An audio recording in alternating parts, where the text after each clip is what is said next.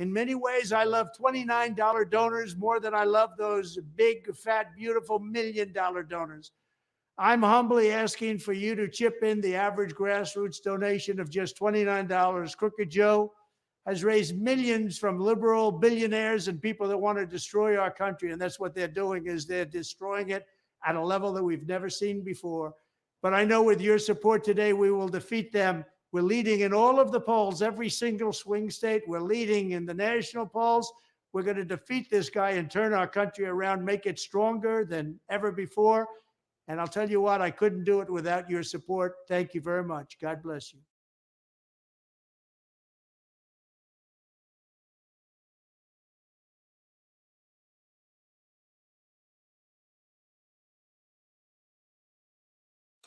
No living being should ever eat processed food for every single meal of their life.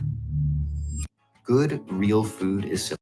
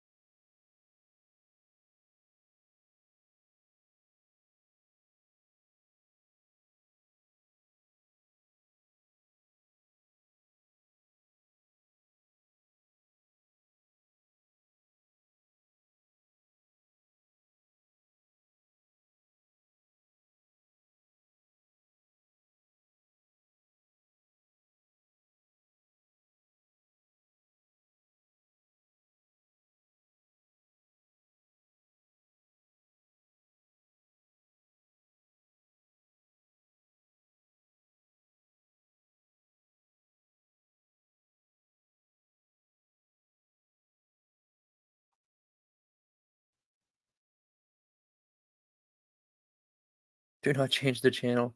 Do not touch the remote. Corner, like, Listen, if you're a woman, then you really should know some sort of self-defense. And right now, the U.S. can a dunce cap. Is that, huh? It's in this. Okay. Which is, and then so then you also have the what was it, the belt situation, and just there's just a lot of crisp happen one way or the other. And I'll back you on. And how do you know how long that? And how do you know how long that had been? Okay, so That he was being, yeah, it was, yeah, now the football team, and he talked all about. Can't just do whatever you want. I mean, he got upset to them. People can say whatever they want. It doesn't really matter. I mean, what she said was incredible, and let's listen to a little bit of it here, and we'll react. We made hits. To it. And by the way, and if you can, drop Trevor's channel link and video link, and you can watch the entire interview uninterrupted on Trevor's channel. I'm very protective over my kids.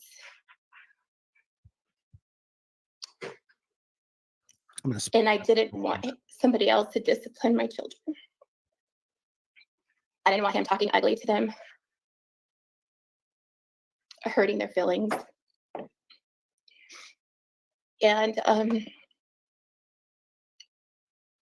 I remember one point in time where Christopher spanked.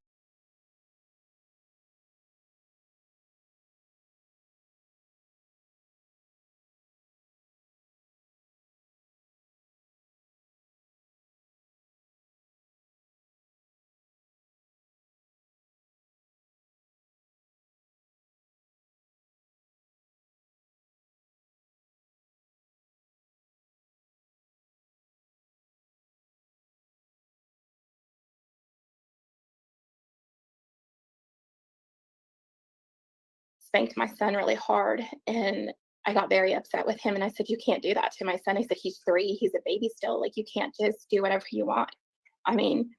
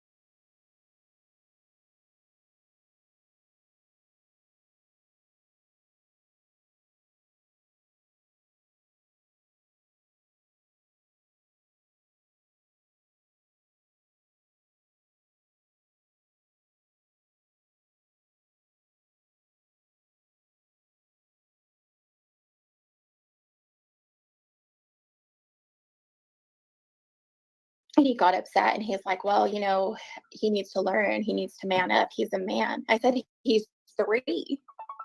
He's 3.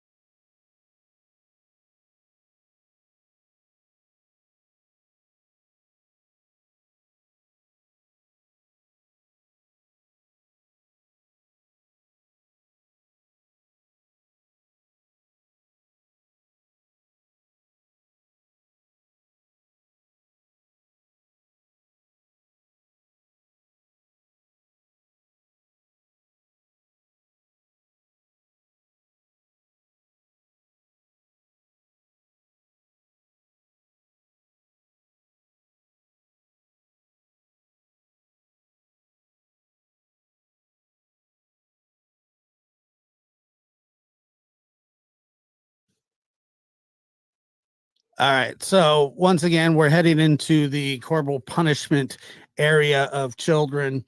I don't believe that kids should be hit with a belt under any circumstances.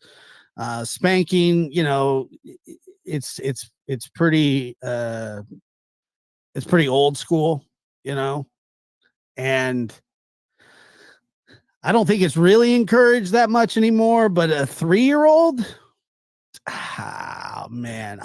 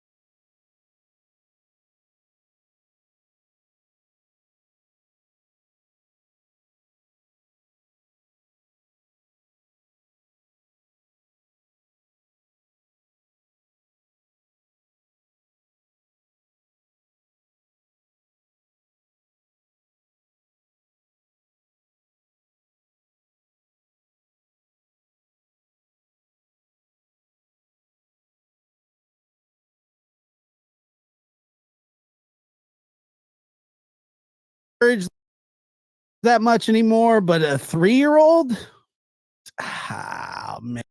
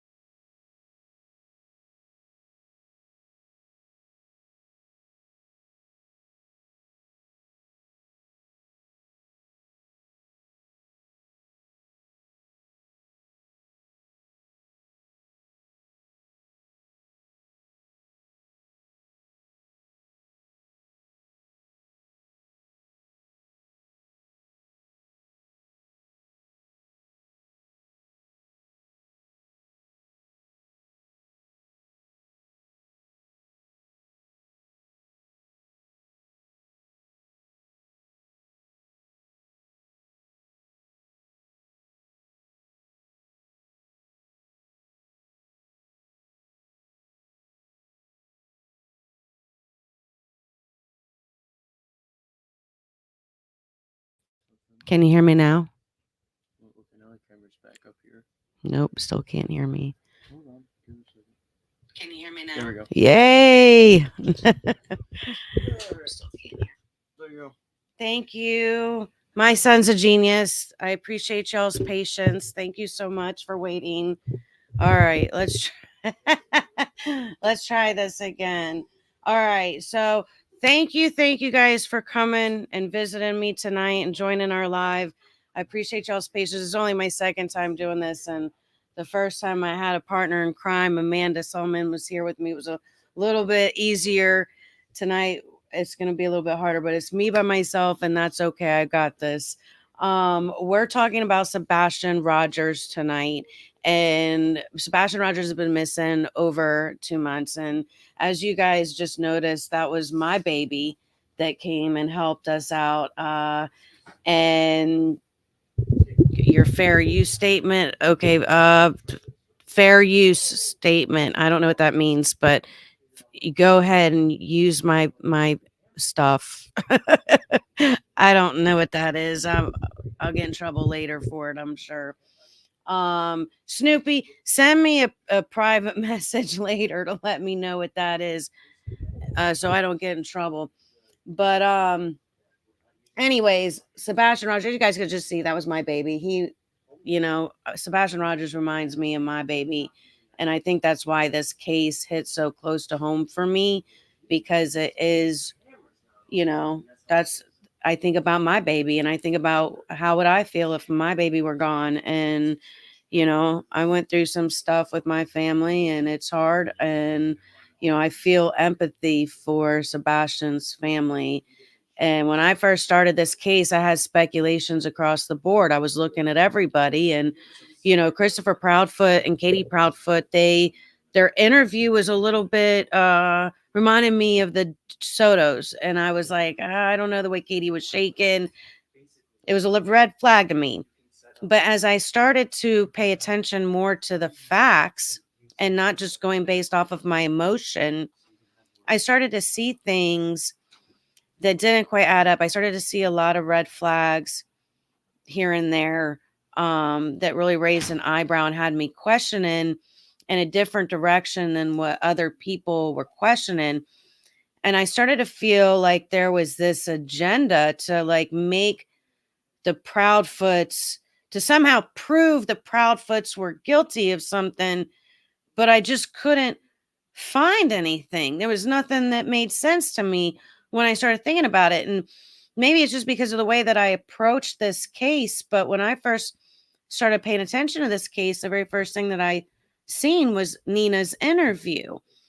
And I think now, with everything happening, it's time to circle back to her interview, because right now there's so much drama and there's so much stuff that's happened just over the last couple of weeks, where you have Seth hiring Tony, the PIs have stepped down.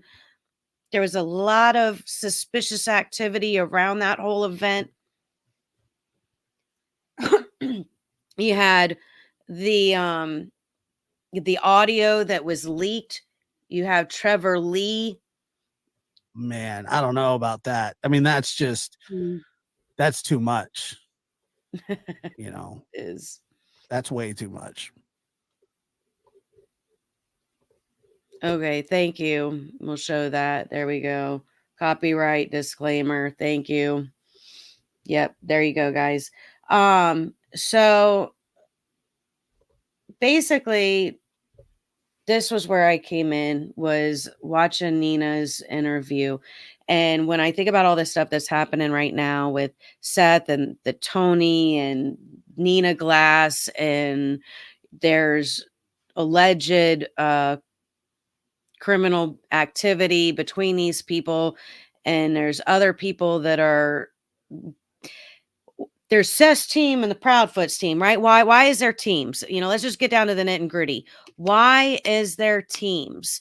I don't get this. And I think that's what the first red flag to me was, that I started questioning things, and people were like, oh, you're not allowed to question that. You're not allowed to question that. Well, you're not going to tell me what I can and can't question. I'll tell you that right now. And when I see other people getting bullied for having an opinion, well, then I'm gonna speak up and say something. So that's just how I feel about that. So tell me, guys, can you hear me now? Is the sound right? Is everything kosher now? Are you guys able to hear the video? You able to hear me?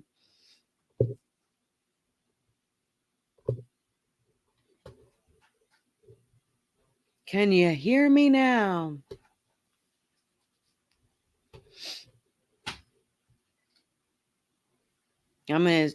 Okay, cool. Thank you. Appreciate you, Hope.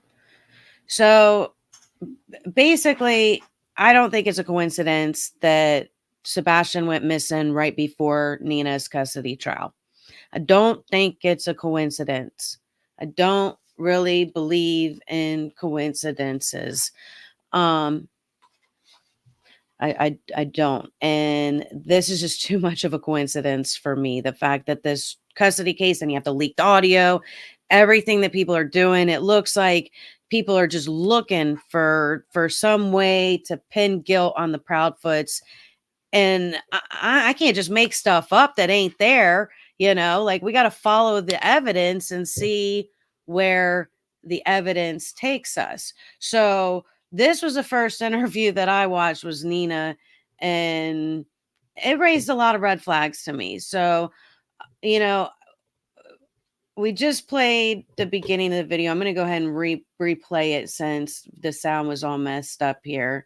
I'm going to back it up a little bit and start it. Because that, huh? Talking. Yeah. Ironic.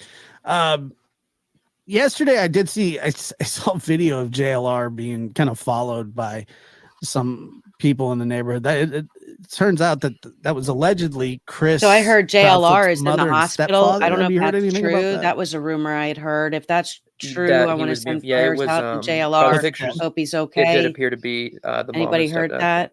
Yeah. of Wow. Chris.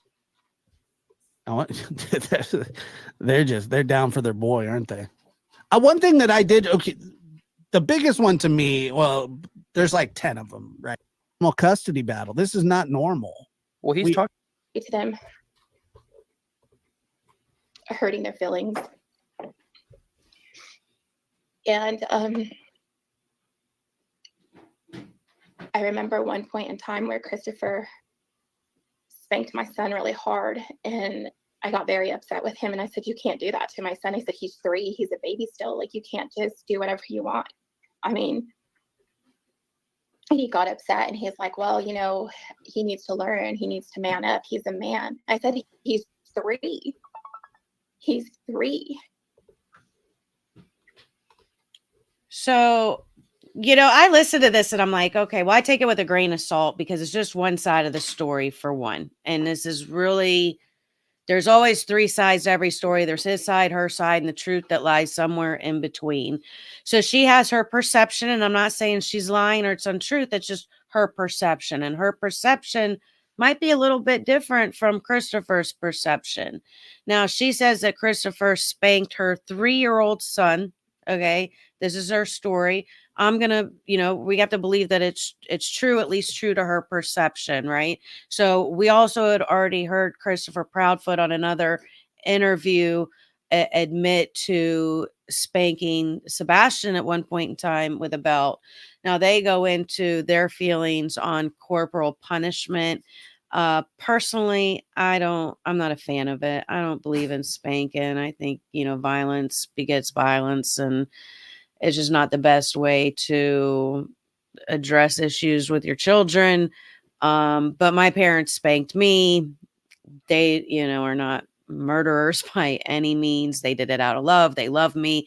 And to be honest, I'm better for it. I was quite the rowdy child. So, I'm not going to hate on my parents. I'm not going to hate on millions of other parents who have used spanking as a form of child rearing. It is a widely accepted use around the world. People make jokes about switches and grabbing switches off of trees. Now, my parents ain't never used a switch or a spoon or nothing like that, but I did have a belt. There was a belt that was used. They used to use a paddle at school. It was like the principals were back in my day, and they talk about it. Maybe I'm dating myself. Maybe I'm just old, but I am the age of the parents of, Christopher and Kay. I have a, same age child. So, this is, and like I said, even though I don't agree with it, I don't judge other people who do agree with it because that's their right. And in Florida, corporal punishment is legal. So there is no legal ramifications for it. So do I believe it's the right way to do things? No. Do I believe it's the best way? No. But I'm also not going to go from that and leap to saying that this automatically means that the Proudfoots somehow have done something to Sebastian nefarious, because that's just a ridiculous claim. All right. So once again, we're heading into the corporal punishment area of children. I don't believe that kids should be hit with a belt under any circumstances. Spanking, And That it doesn't often get forwarded for criminal charges. It's crazy. and as time went on, like I could It doesn't often get forwarded on for criminal charges, and they're still referring to the spanking, and that's because it's not criminal. It's, like I said, corporal punishment. It's legal, widely accepted use of child rearing, used by millions around the world. So, while I disagree, it doesn't make somebody a murderer by any accounts.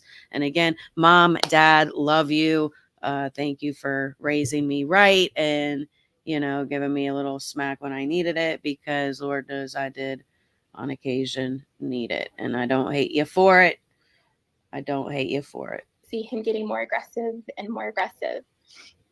And to them Oh, wait. hurting their feelings. And I remember one point in time where Christopher spanked my son really hard, and I got very upset with him, and I said, "You can't do that to my son." He said, "He's 3, he's a baby." I know.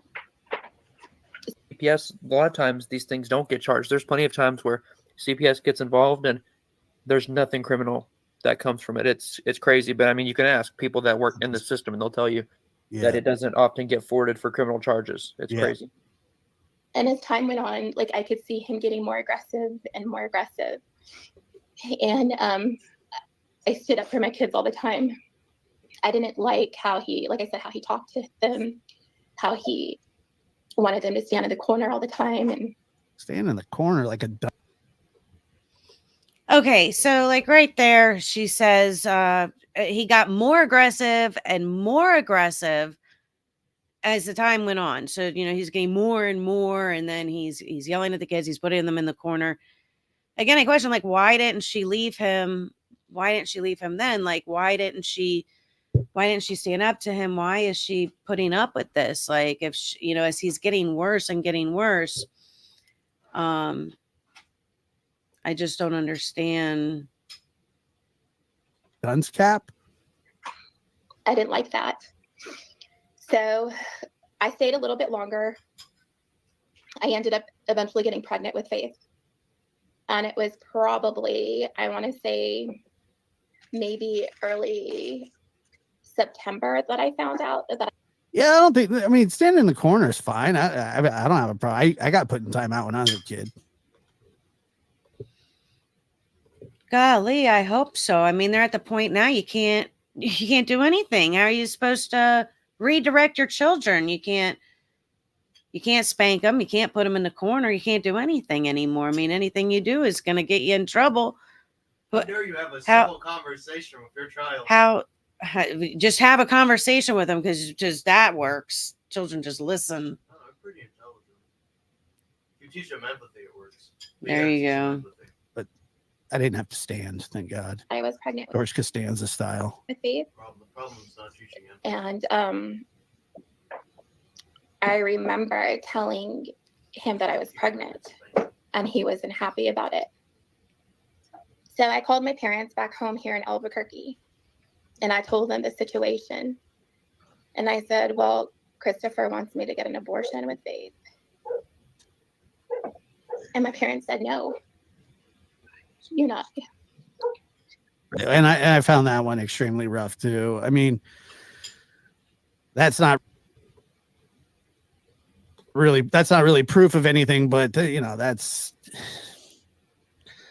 a rough thing to tell somebody. You should have an abortion, And I said, Jeez. I'm not. So I know he was very upset about me keeping Faith at that point in time. So I came home. My grandma had gotten very sick. Uh-oh. What happened? All right. So That just doesn't sound right to me. I don't know if I believe that Christopher wanted her to have an abortion. That doesn't make sense to me that he wanted her to have it. Why would he fight so hard for custody of Well, Faith if he really didn't want her to begin with? That doesn't make sense to me.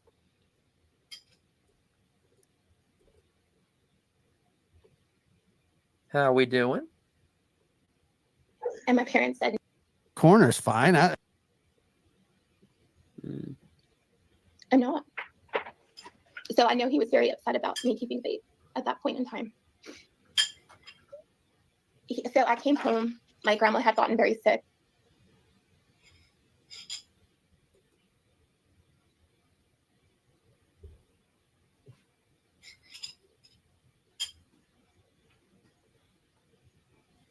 What's up? What's up, man? Trav, how are you, buddy? Hey, Chris, good to see you. Chris, Good to be seen. officially, Here. what Faith? It's true. As we talked about the other day, the last time, My parents back home here in El. Recordings just got better. Hey, it's Dana from StreamYard. Get I'm up, so you excited thing. to announce that local Albuquerque. And I told them the situation. And I said, well, Christopher wants me to get an abortion with Faith. My friends back there in California, my neighbors right across the street were actually calling me. I had one good friend. Mm. So I came home. My grandma had gotten very sick. And I decided to come home. And after that, I just kind of stayed here in New Mexico because at that time we weren't getting. One thing I did want to say is that, Chris, when you and I had first talked about this interview, or not interview, but this case, and it was kind of sight unseen for you, and that was on purpose. One of the things that you said was that you would have all of his ex-wives in an interview room. and Trev starting the chain. Keep going, buddy. That's awesome. I mean, it's funny because, like I told him, I didn't even know about this, like that it was happening. He's all, you found out when I found out, and I was like, do what you got, do what you do, Hey, man. Donna. I think it's great work, if you ask me. Said that should have never happened. But I saw things, like I said, that Right there. And I'm listening to that, I'm listening to that. And it's like, they're obviously trying to create this narrative against Christopher. Like they're making jokes about getting all of his ex-wives to talk dirty about him. And it's just, it seems like there's more of an agenda than to make the Proudfoots look guilty than there is an agenda to actually find Sebastian. And I think that's a huge red flag for me among the YouTubers. And Nina coming out all together, kind of, I was like, why is she coming out and speaking and telling all this stuff? Why is she making all this stuff public? It was kind of curious to me because I know a lot of women who have been through this type of abuse and they don't want to talk to anybody about it. They don't want to come out publicly and say anything. And I found it odd that she wanted to come out and publicly speak about it. What was her agenda of doing that? What was her purpose? What was she hoping to achieve? Well, the only thing that I could think of was some sort of favor when it came to her custody case, which she did. She got the favor of the public, which gained her confidence. She got the favor of the YouTubers, which, agreed to come in as witnesses, so she gained money, support. So I don't know if she actually, I don't want to say she got money because I don't know that for a fact, but allegedly. So, I just, it's curious to me the motive behind her coming out and doing this interview. So a lot of the YouTubers are watching this, a lot of people that are watching this coming to my comments, Nina said this and Nina said that, and they're taking it as fact. Nina said Christopher wanted her to have an abortion. So that's a fact now. Christopher wanted her to have an abortion. Well, I don't believe that's true. It doesn't make any sense to me. Why would he fight so hard for custody of Faith if he wanted her to have an abortion? That doesn't make any sense to me. It doesn't compute. If he didn't want faith, then he wouldn't be trying to get custody of her. He would just let her go. I don't wash his hands of her, right? If he ain't trying to be a dad, but he obviously wants to be a father. That were just. I can't tell you how much wealth of information come from those that used to live with people. It's just a ton. It's a floodgate sometimes. It's just a floodgate of bad mouthing when you grab an ex and see what they'll say about any ex. Does anybody have an ex that's not going to bad mouth them? I mean, I have a couple that wouldn't, but there's a few that would too, because they're exes. And they weren't happy that I broke up with them. They were very mad because I called them out for their bad behavior and put a boundary up. And people don't like when you put up boundaries and you become the bad guy. Secret life. Bingo. It wasn't right about him. So I moved home and I did my whole pregnancy by myself. Okay, right here. She moves home. She's done. She's washed her hands of him. It's over. Bye. She never has to see him again, right? It's over, right? Done. I'd be done too. Get out of my life. With everything she said, get out of my life. I'm done. I never want to see you again. Right?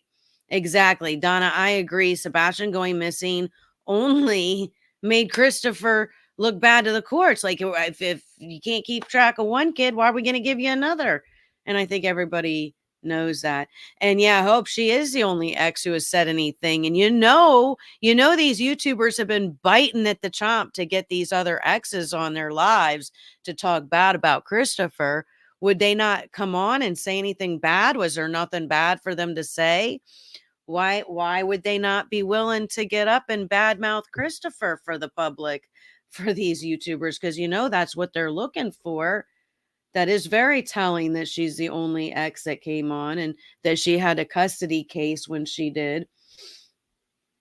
And so I finally, my friends back there in California, my neighbors right across the street were actually calling me. I had one good friend, which is still a really good friend of mine to this day. She called me and said, Nina, Christopher's getting rid of your furniture and getting rid of your stuff. And I was like, what?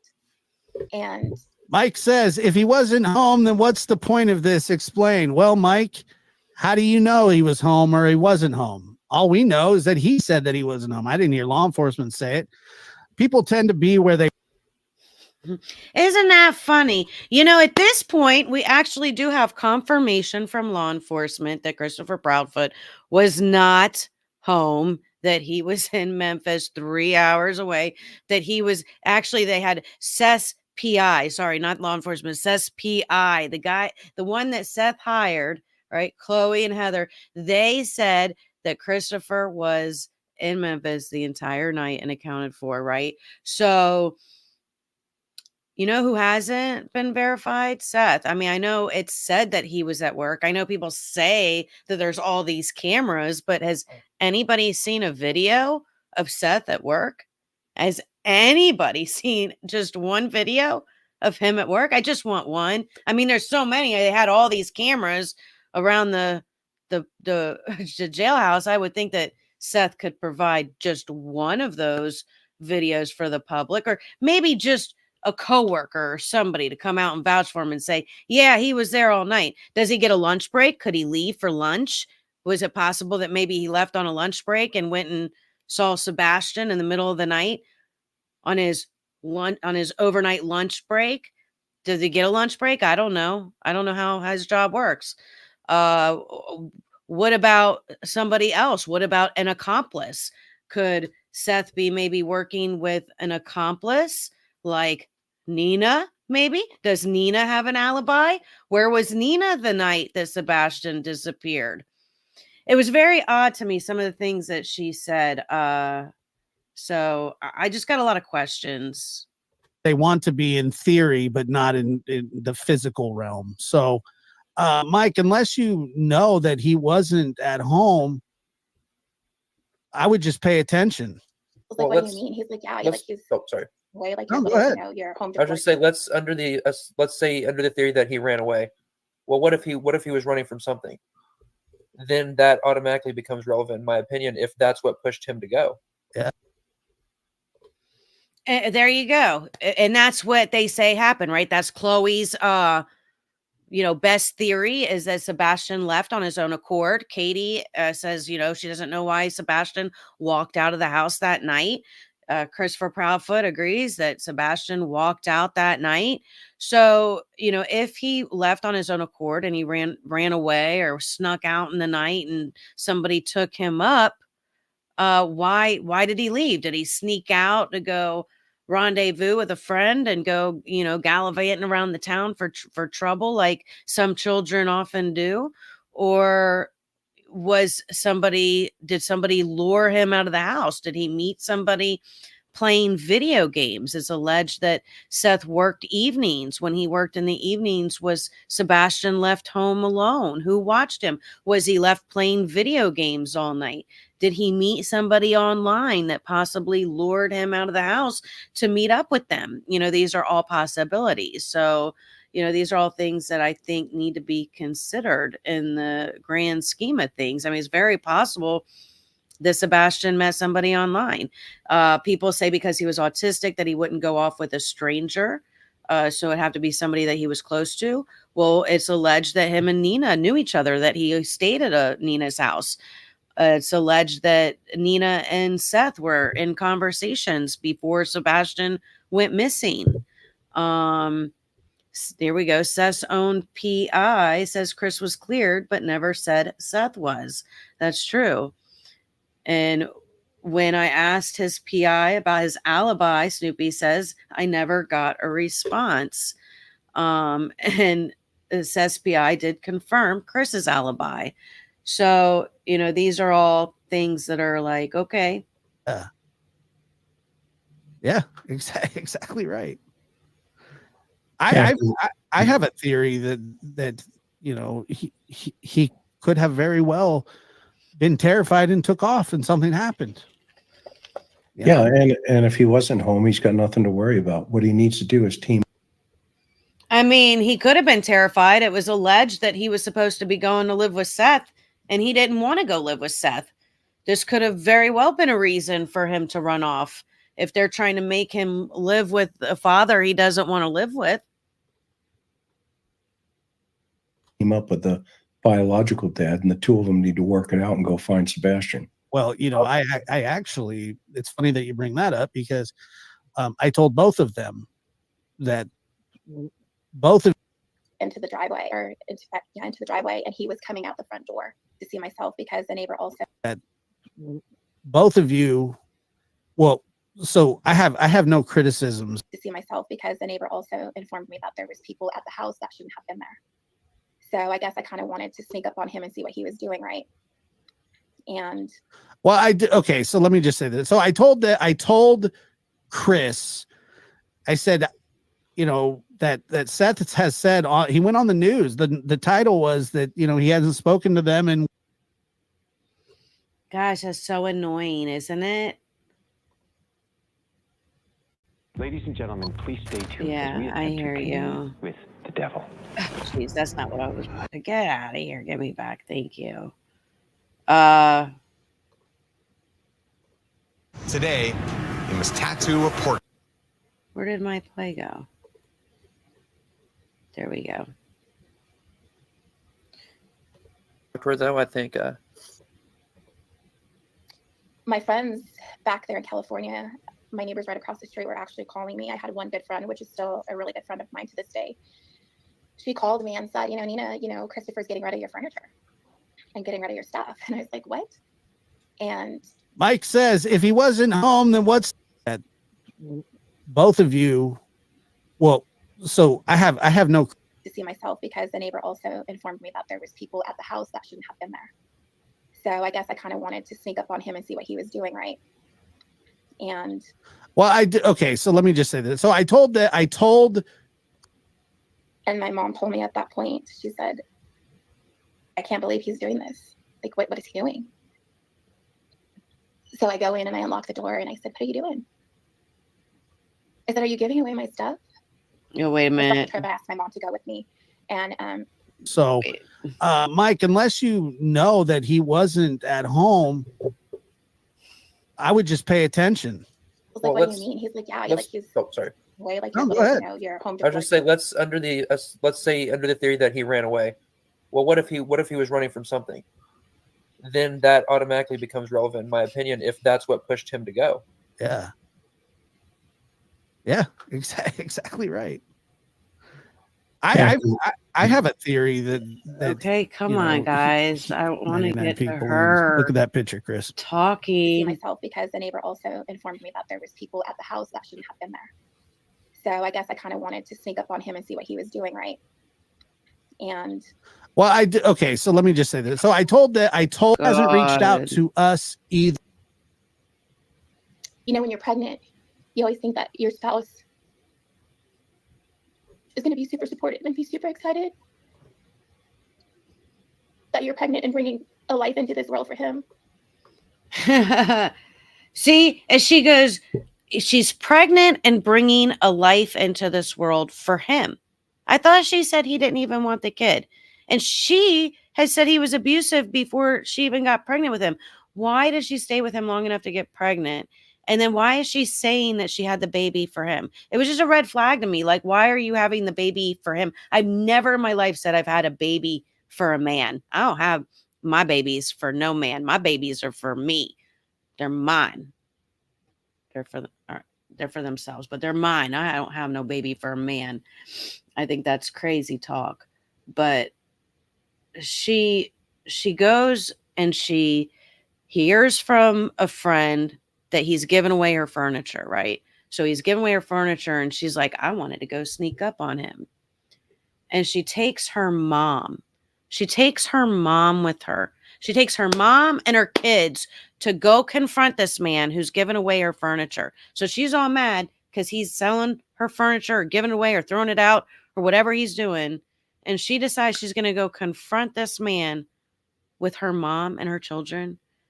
Not her son, not the grown child that she talks about. What is that? Is she have a grown son or something? I don't know. Not the friend. Maybe that's what it is. The friend that she's talking about, the grown man who's a friend who lives around the corner, who's seeing Christopher sell the furniture. Not her dad, her mom and her children, to go confront this violent man who's getting rid of her furniture. She takes her children with her.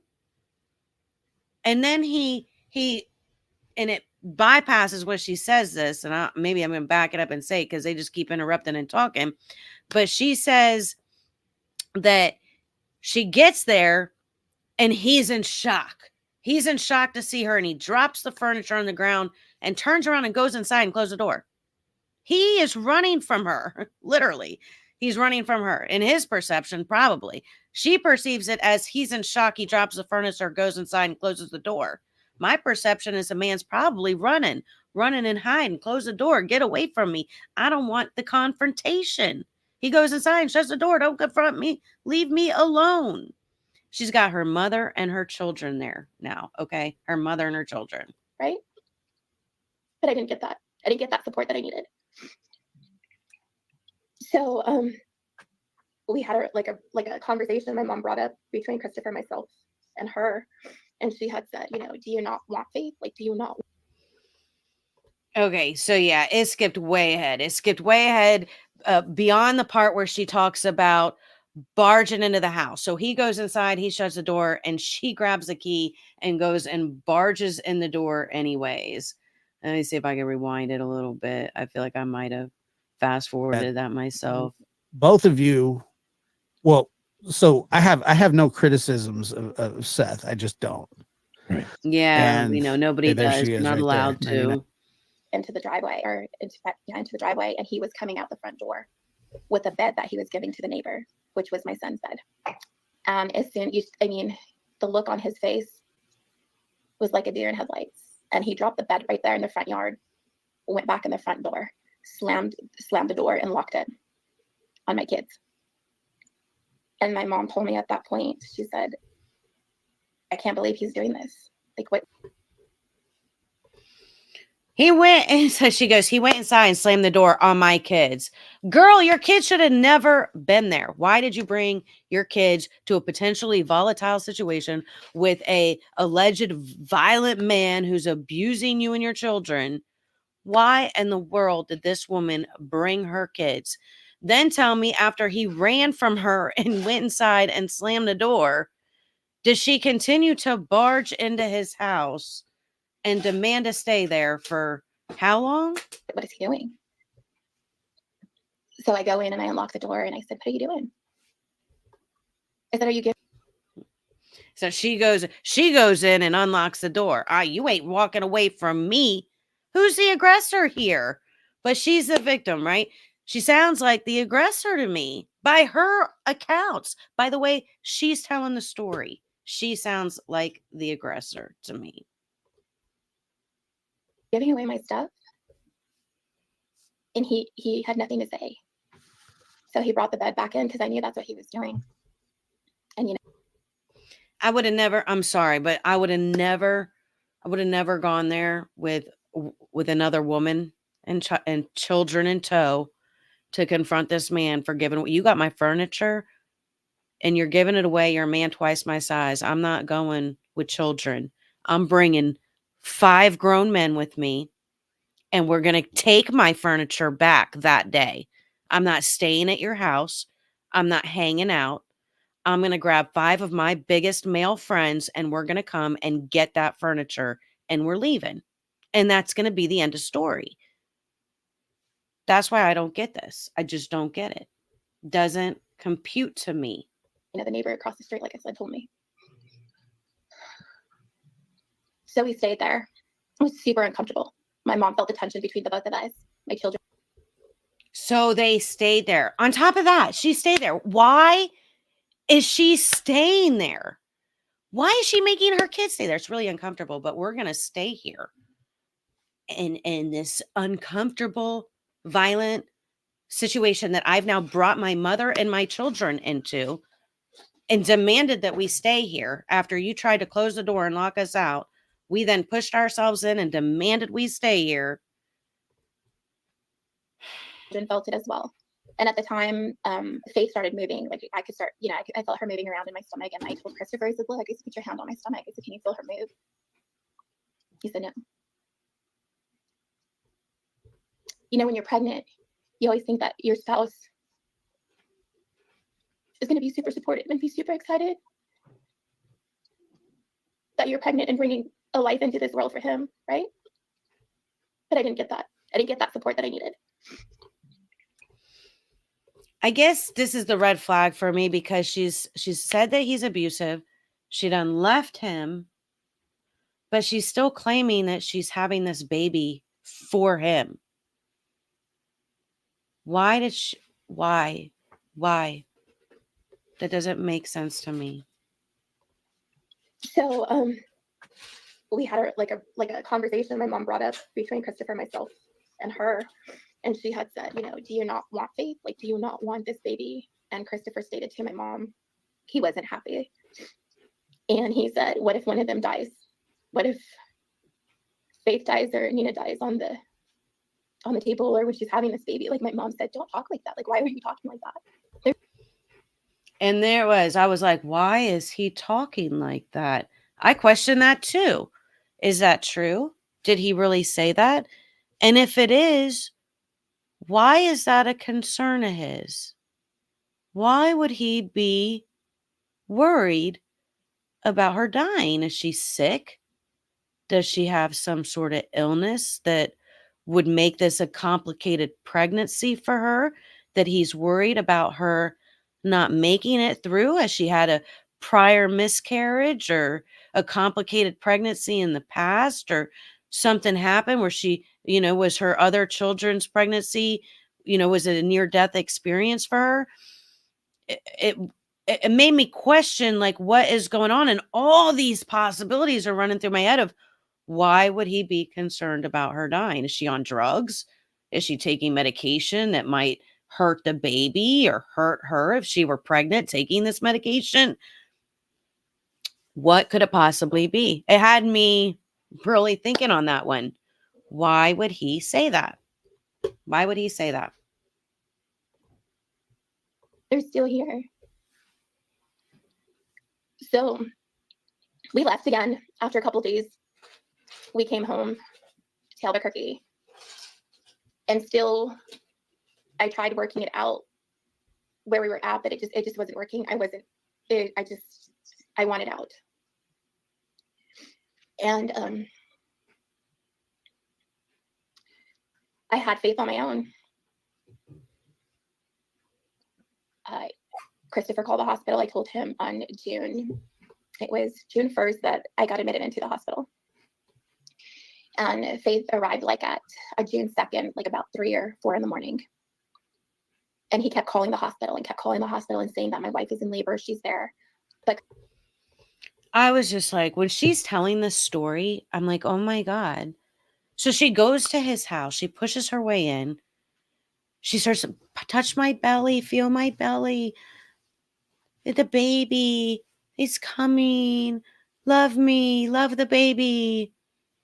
And maybe he starts to actually start to love her and the baby some, like feeling like that there's hope that the relationship's going to be rekindled and, they're going to get back together and everything's going to be great. And then all of a sudden she leaves and goes back home. She just leaves, just up and leaves and goes back home. And she goes into labor and he starts freaking out, calling the hospital.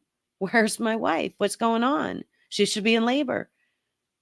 And she's acting like he is just out of control and this is unacceptable behavior for him. When in reality, I'm thinking this poor man must be so filled with anxiety. He was already filled with anxiety that she was going to die or that the baby was going to die for whatever reason. I don't know.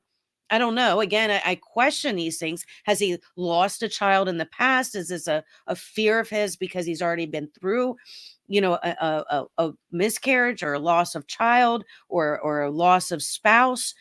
I don't know. These are things that I'm questioning. And, she's expressed that he's got this anxiety and fear.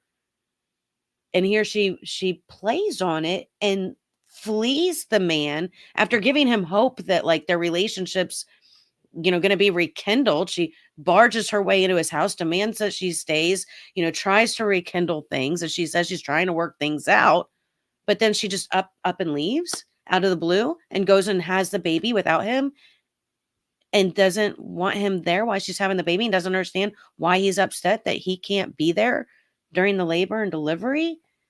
I just don't understand that. Christopher was just so rude and hateful and he wasn't even there. So then he arrived a couple days later after Faith. I had Faith, and he was, the doctors and the nurses there were on high alert due to the fact. She's like, he wasn't even there. He wanted to be there. He wanted to be there, but she left and didn't tell him. And then she's all like, and he wasn't there. Like she's upset that he wasn't there when she fled and refused to give him any information. That they heard Christopher over the phone on how he was being disrespectful to the nurses that were on call that night, as I was waiting to have her. And I asked that they not give him any more information. So he arrived. I had Faith. He arrived a couple days later, like I said. And you could just tell the look on his face, like he wasn't happy at all. Like, didn't say, hey, you did a good job. Didn't say, I'm so happy that you brought my daughter into this world. Like nothing. Oh my gosh, she's all crying and she doesn't understand why he's upset. He didn't come and praise me after I fled and went and had his baby without telling him or allowing him to be there for the delivery or allowing him to be part of this miraculous experience with me. And she doesn't understand why he's upset. And she's like, literally like, how dare you not praise me? What? Like this man isn't allowed to have feelings? I just can't. I remember my sister was holding Faith and she had to ask Chris, do you want to hold her? She said, I guess. So she handed her over to Chris. And he stayed there with me for a couple more days because I had a C-section. And on one of the occasions, I can't really recall what was happening, but he was raising his voice and he was talking to me very disrespectful in front of one of the nurses. And she had told him, look, she just brought life into this world. She just got major surgery and you're yelling at her. And I have a problem with that. She said, if you continue to do this, I'm going to have to tell social services to come down here. And I'm also going to have to ask you to leave the hospital and not return. So at that point in time, he kind of calmed down after he heard that. But unfortunately, that didn't last very long. He continued to do that. So social services at the hospital was told to come down.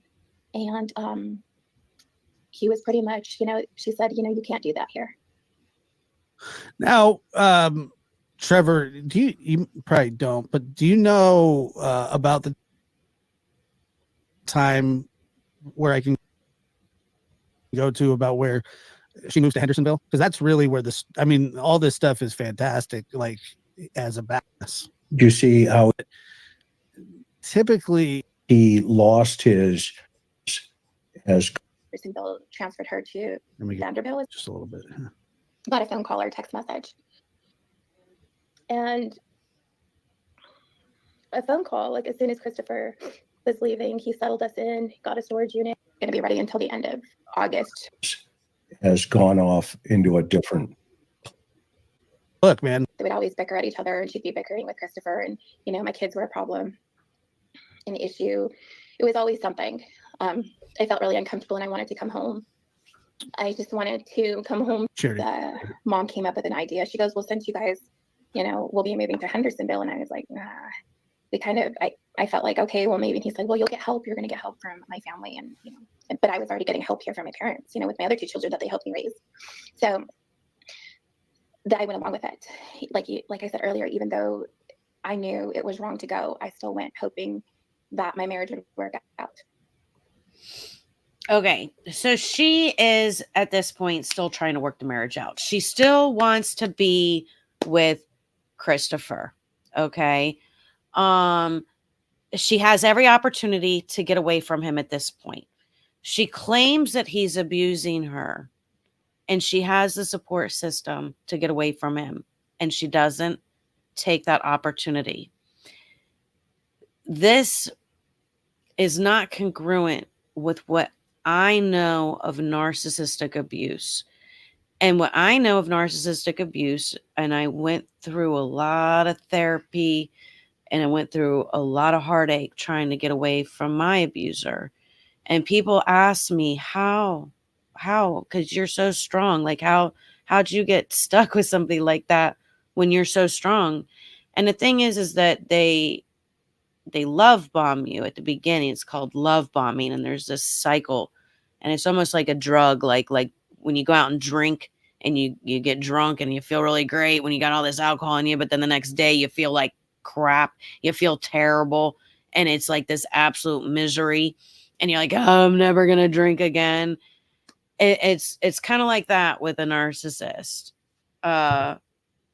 And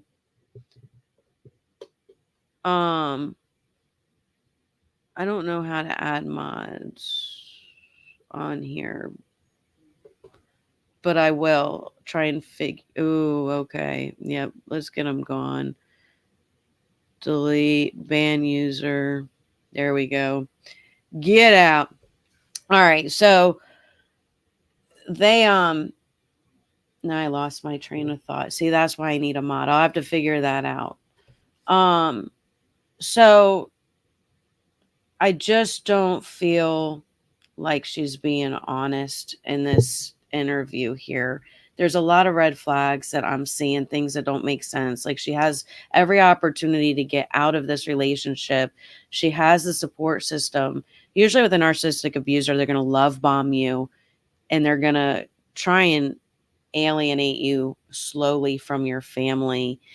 And it's not until they've completely alienated you from everybody that you've loved and they take you away from your support system that the abuse usually starts, because now they've got you away. There's nothing you can do. You've lost your support system. You've already, for whatever reason, they've convinced you to either cut them off or that they're no good for you or to move away.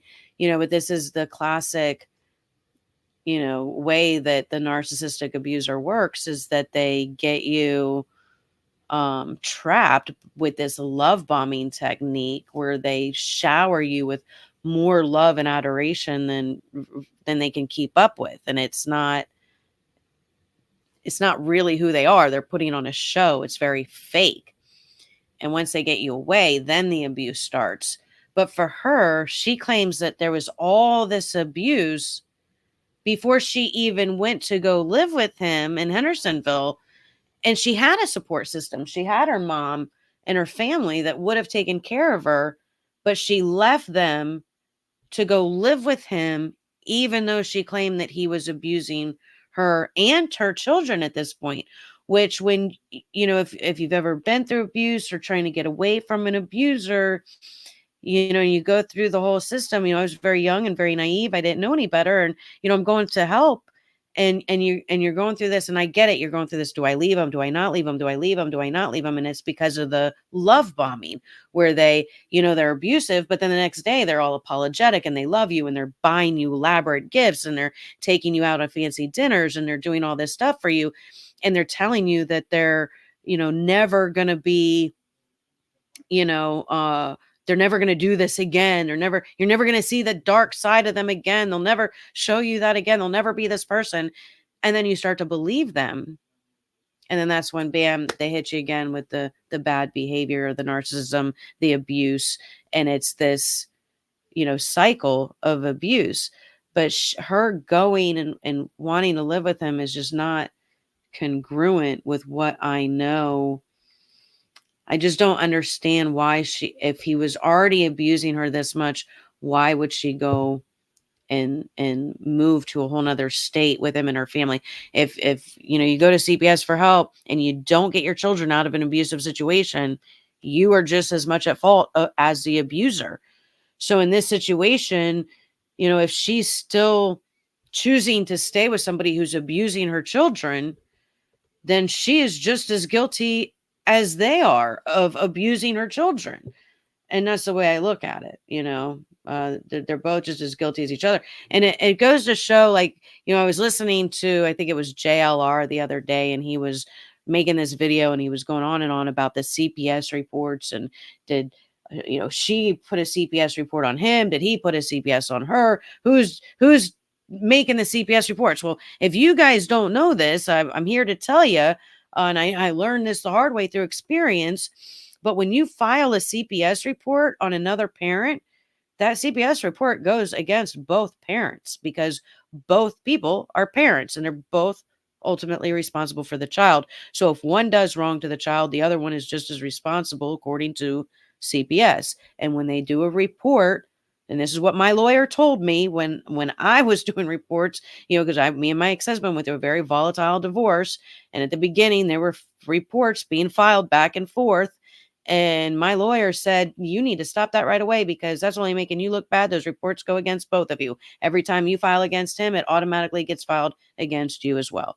So, that's just where you got to, understand that these reports don't really mean anything at all. And they were just frivolous, really. I mean, my ex was, making frivolous reports, and it was desperation going both ways, just trying to, like I said, young and dumb. 7 p.m. to 7 a.m. is when Seth worked. And when would he take a lunch break? Did he take a lunch break? Yeah, they say in the flashlight video is ultimately debunked and that they weren't flashlights. I've heard both Christopher Proudfoot allegedly and Seth allegedly both think they are trash trucks. I would disagree with both of them. I do not believe That is a trash truck. I'm sorry. And I'll go over that after this and show y'all that video and what I think, but that's definitely not a trash truck in my opinion. If y'all seen trash trucks, I got trash trucks that go in my neighborhood every day. There's red lights, yellow lights, all kinds of lights on those trucks. If those are trash trucks, how come it didn't? Where are all the other lights? Where are all the other lights that would be on that trash truck? Those were just one little light. That's all. Yeah, I think that's a red flag in my opinion. So she ended up taking Faith, although I was against it. Kathy Bowersox and her brother Duran ended up taking Faith. And my mom and dad were like, my mom started crying. She goes, "Why are you letting them take the baby?"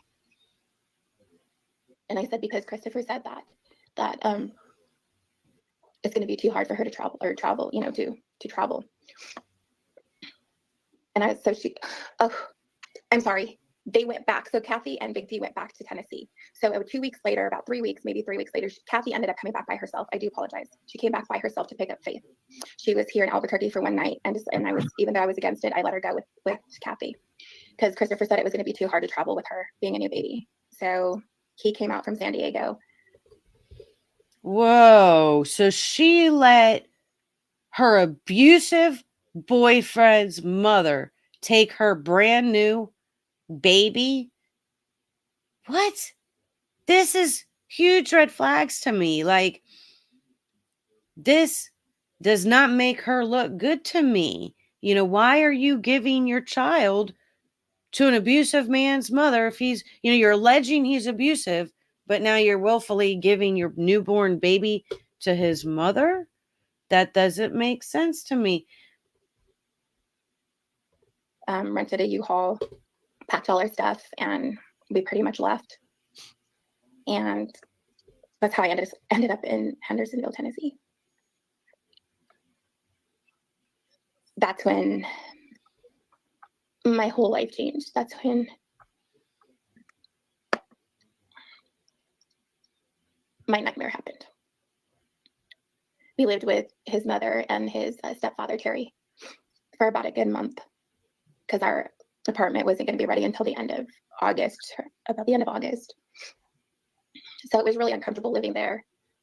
Terry and Kathy would always bicker at each other, and she'd be bickering with Christopher, and, my kids were a problem, an issue. It was always something. I felt really uncomfortable, and I wanted to come home.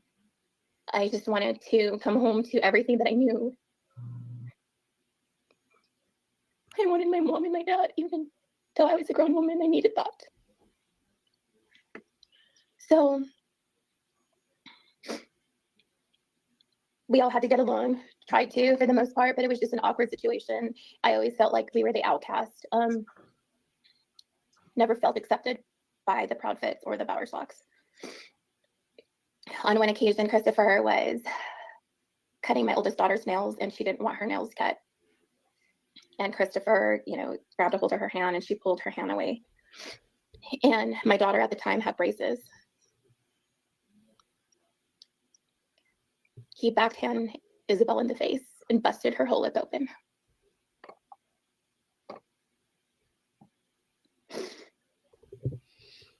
I question that whole story. I really do. I question if that really happened the way she says it happened. I really do. Not saying it didn't happen. I'm just wondering if it really happened the way she said it happened. I'd like to hear both sides of the story on that one. But I didn't. And I was like, oh my God, like I can't be here. I don't want to be here anymore. So I would come up with every excuse just to come home, but yet, I couldn't come home. So finally we went and we moved into the apartment.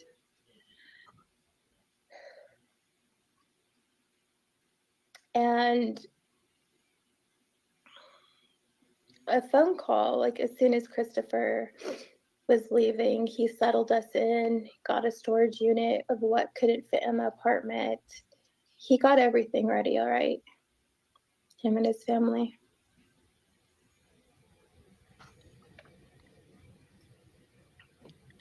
soon as he knew that we were comfortable, he left back to San Diego. But the night prior to him leaving, he had got a phone call or text message that night, and it said something like, "Hey baby," or around something like that, saying that when is your flight coming in? And I was like, what? Like, who's texting him? So I did confront him, and like he said on one of the podcasts, is that I did slap him. Yes, I did slap him across the face, because who's he talking to at this time? And saying, and I mean, he could say that she was lesbian, I mean, up and down, but I mean, at this point in time, I didn't know what to believe. And I was like, okay.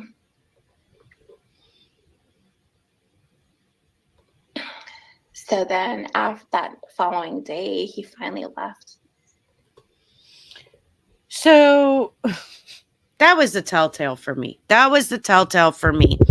Because the whole time she's he's beating me and my kids, putting on this show, sniffing and crying with her crocodile. Remind me of Stephen Stearns with the crocodile tears. She's putting on a show. He hurt my kids. But then all of a sudden she gets a text and she's like, yeah, I smacked him. I did. She's fixing her shirt like she's ready to go. Like she's ready to fight the man. Yeah, I did. I smacked him. He got a text. From some girl. I try to say she's a lesbian. Girl was ready to fight the man over a text. No. You let this man abuse your child time and time again. You're telling the story. He did it and there was nothing I could do. I'm a victim. Oh, he got a text from another girl. Nope. Yeah, I smacked the bitch. That's exactly how I saw that whole thing play out. And I might be over dramatizing it, but that's how I saw her, is over dramatizing it. You girl, like Dr. Jekyll and Mr. Hyde. She over here with them crocodile tears, crying the whole time, like she ain't got no ability to defend her children or do anything for her kids.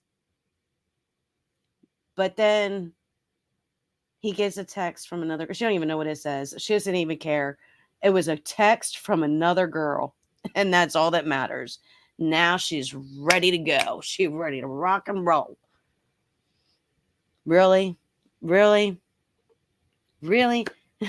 I remind you, and this is after the story where he was so abusive, but he was getting rid of her furniture, but she brings her mom and her children to his house. He runs from her, closes the door, locks it. She like, no. Me, my kids, and my mama, we all gonna come in here. And we're going to spend some love-a-dovey time together. What? Girl, that is not how you behave with a man that's abused.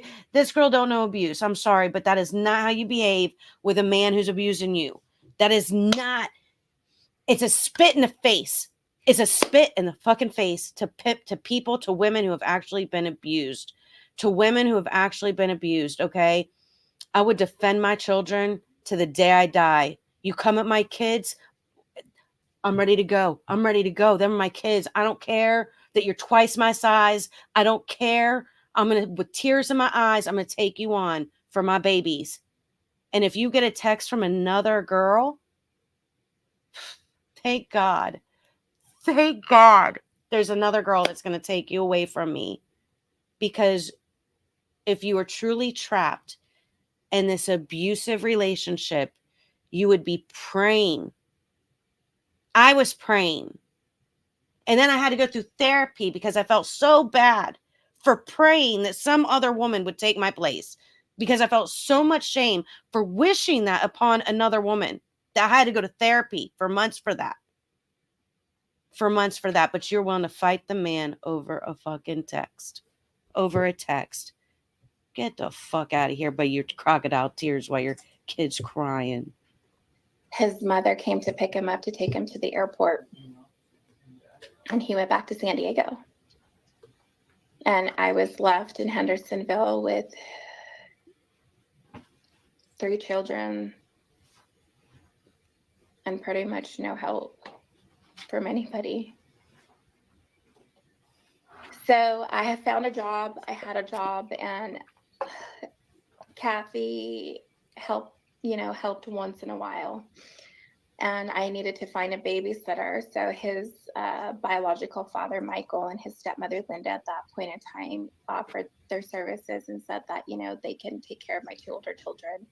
And she goes from, I was left here stranded with no help, to his whole family stepped up and helped her. How do you go from not having help to his whole family stepped up and helped you? I thought you had no help. You can't be both. It's got to be one or the other. Did you have no help, or did his entire family step up and help you? Because I heard that his biological father stepped up and watched her 2 children that are not even Christopher's. Her 2 children, they're not even Christopher's. So Christopher's whole family stepped up and took care of kids that weren't even theirs. That were not even theirs. How lucky you are to have parents that are available, that don't have to work, that are still alive, that can watch your kids.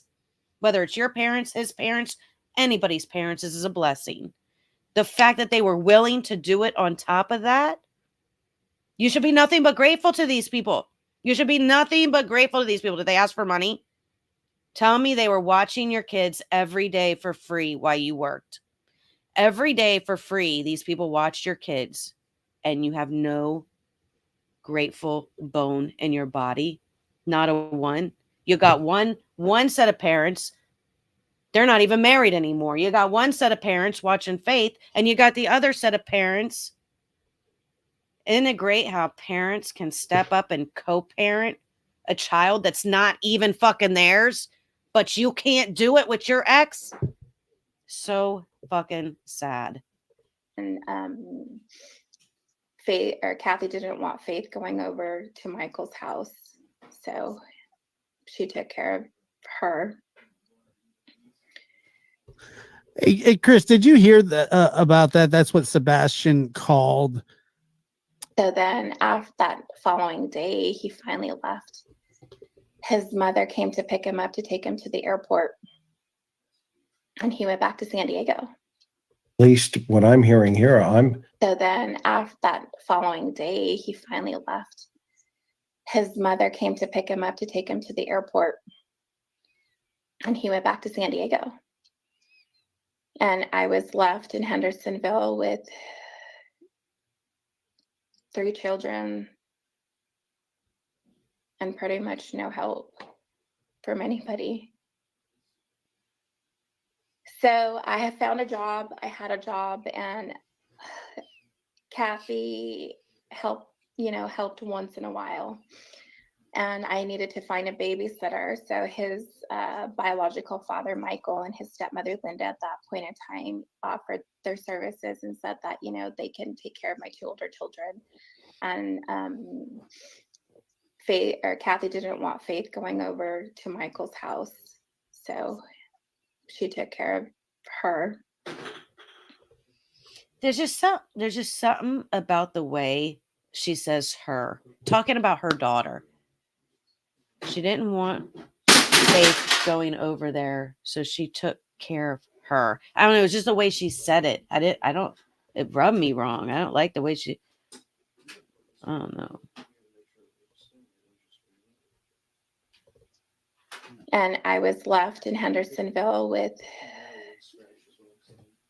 3 children.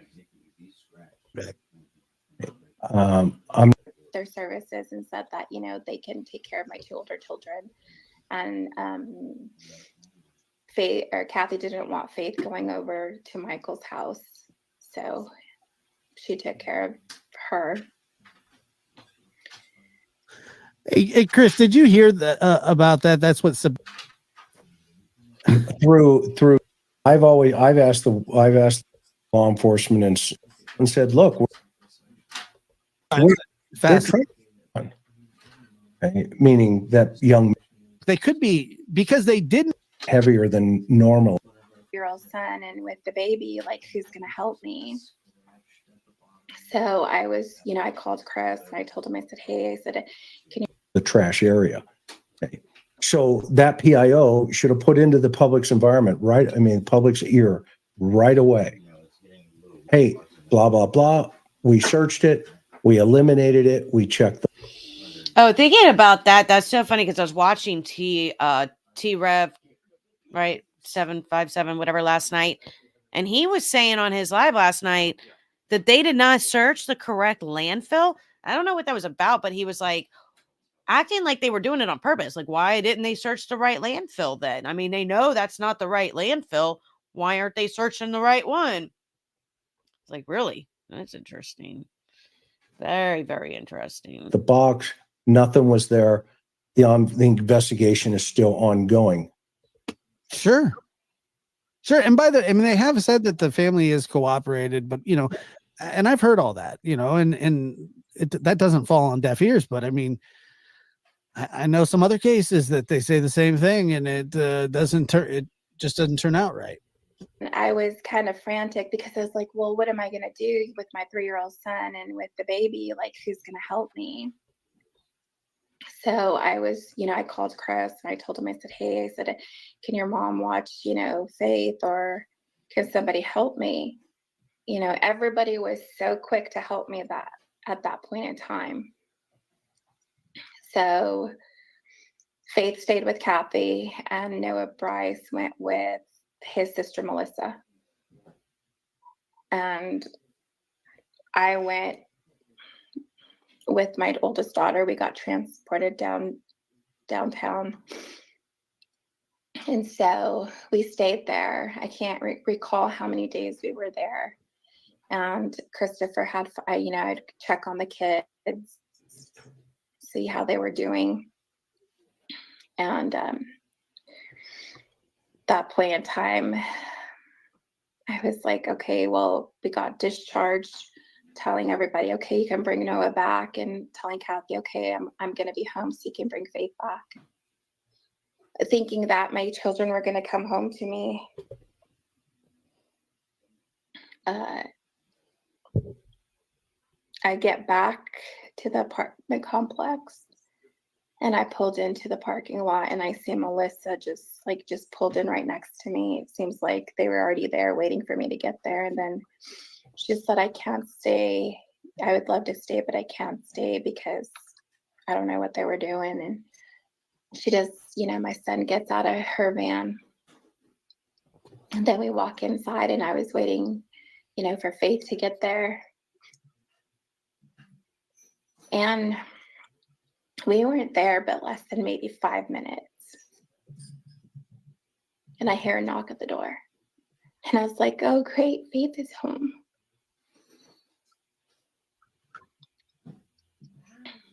And it was Kathy's friend, Patty, that's an attorney.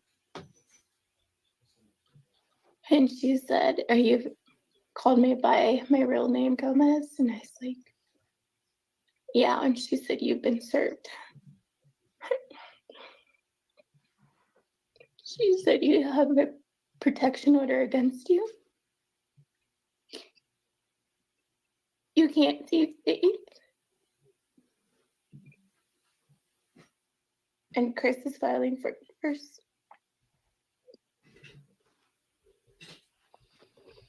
Okay. I feel like there is a lot of missing information here. A lot of missing information here.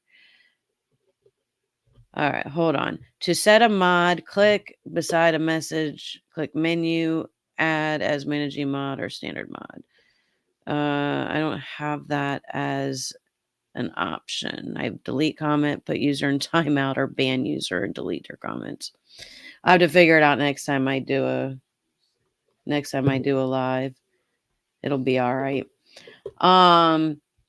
So basically, where was I at?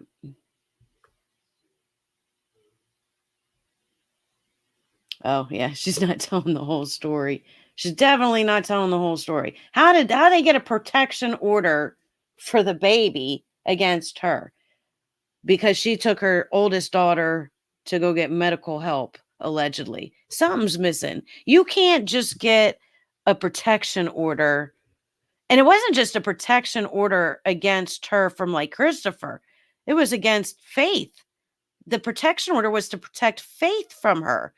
So whatever they had, because you have to have evidence to get a protection order. You can't just go to the courts and be like, I want a protection order. And you definitely can't get a protection order against a mother for her own child without some sort of evidence, that she done something.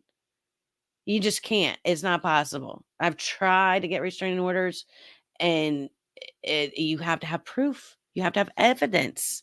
So they had some sort of evidence that they showed the court that said that this woman was a danger to her own child, that the courts granted essentially the child a protection order against Nina.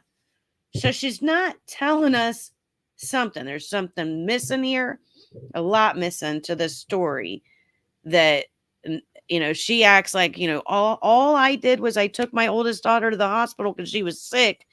And then I come back and they've got this protection order against me. Like they just pulled it out of their tail and were able to get it. Like how, like people don't question this. Like, how do you think they were able to get a protection order against Nina, against her own daughter? Against her own daughter, there had to be proof of something. She had to have done something to make the courts think that she was a danger to her own child. What did she do? What did she do?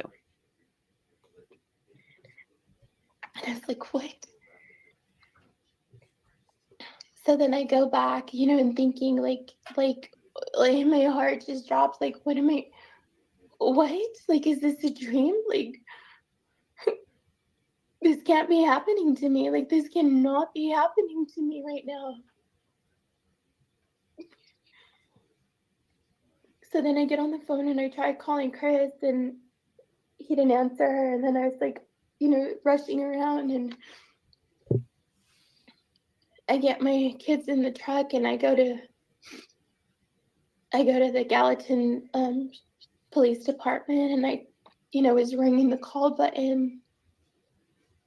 And like finally 30 minutes later, somebody shows up and I told them what happened and I showed them the paper and they said, yep, we can't help you.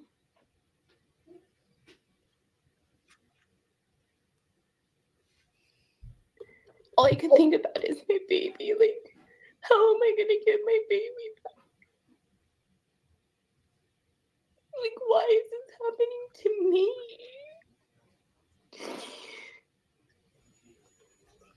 That's a really good question. That's what I would like to know. I mean, she takes the protection order to the police look it over. It's legit. We can't help you. You cannot see your baby right now because there's a protection order keeping you away from your own child. What did she do? What did she do?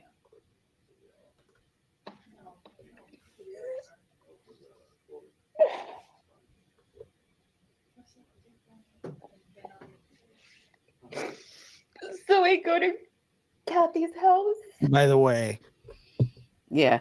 By the way, that's a good point. By the way, I just want to remind you guys her demeanor, not but 5 minutes earlier on this interview when Christopher was getting a text from another woman. Big difference between this Nina and that Nina. Almost like two totally different personalities. Obviously, we see a consistent. That can be devastating. That mind, everything, how we feel. We'll town, and they say their question for a second. Of the behavior He specifically talked. Yeah, that's ridiculous. Let's go a little further here. And I knock on the door. And I remember I had Christopher's stepmom, Linda, on the phone with me. She was on speakerphone, and I told her what was going on. Little did I know everybody was in on this. And Terry answered the door, which is Chris's stepfather. And he told me that I need to get off of his fucking property. Okay, stop. Trev, good job.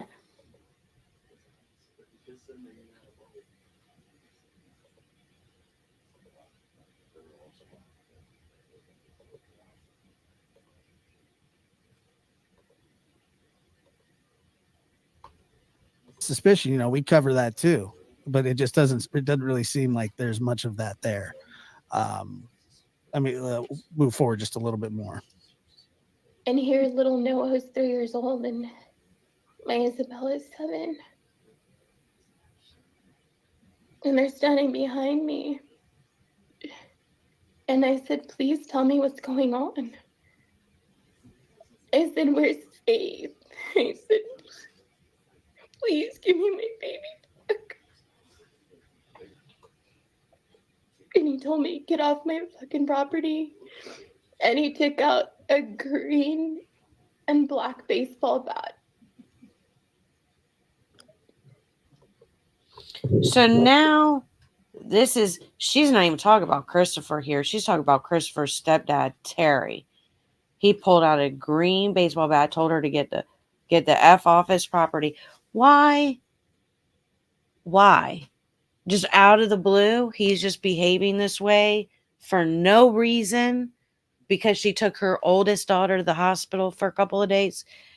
Yeah, exactly. Hope for Snoopy. The math ain't mathin'. The math just ain't mathin'. Something's off, what's going on? Why is the whole family's now conspiring against her? For why? What did she do? There's something missing to this story. And he told me to fucking leave or he's gonna bash me and my kids' heads. Okay, I find that really hard to believe. That anybody would say that to anybody. I mean, that's not just bashing her head in. He's saying that he's going to bash her head in and the kids' heads in. Really? I mean, I don't know this guy. I've never talked to him in my life, but I just find it hard to believe that this man said that. I really, really do. I find it hard to believe that he threatened her children with a baseball bat. I'm not taking her at her word for this. And I know a lot of other people are just taking her word for it. Oh, yeah, it solidifies and collaborates their thoughts that they already had. But I just don't believe that this man threatened her and her children to bash their heads. And it seemed when she said that, I was like, yeah, I'm not buying that. So stop. Sorry. I was ready. Now, keep in mind you can't here, roll. that this woman was just acting super tough, super, yeah, I smacked him. Yeah, I smacked him. He got a text from another girl. Hey, he steals your baby. You ain't got that same. Yeah, I smacked him. Where's your baseball bat? Where's your, you know what I mean? Like, that's your baby. You ain't willing to fight for your baby, but you're willing to fight over a text from another girl? No, that ain't right. We'll pass that. Yeah. Well, I have a question though. Is this the biological father or the stepfather? That, but that's crazy. The step, right, Yeah. that, but that's crazy. You know what I mean? That's why. And Chris was inside of the house with. Oh yeah, that's a good point. So I did reach out to Sebastian Rogers. She's. I saw his shadow. And they lied for him and they said that he was in California and he really wasn't. She saw his shadow. She saw his shadow. She knew it was him by his shadow. I recognize that shadow anywhere. Get the fuck out of here.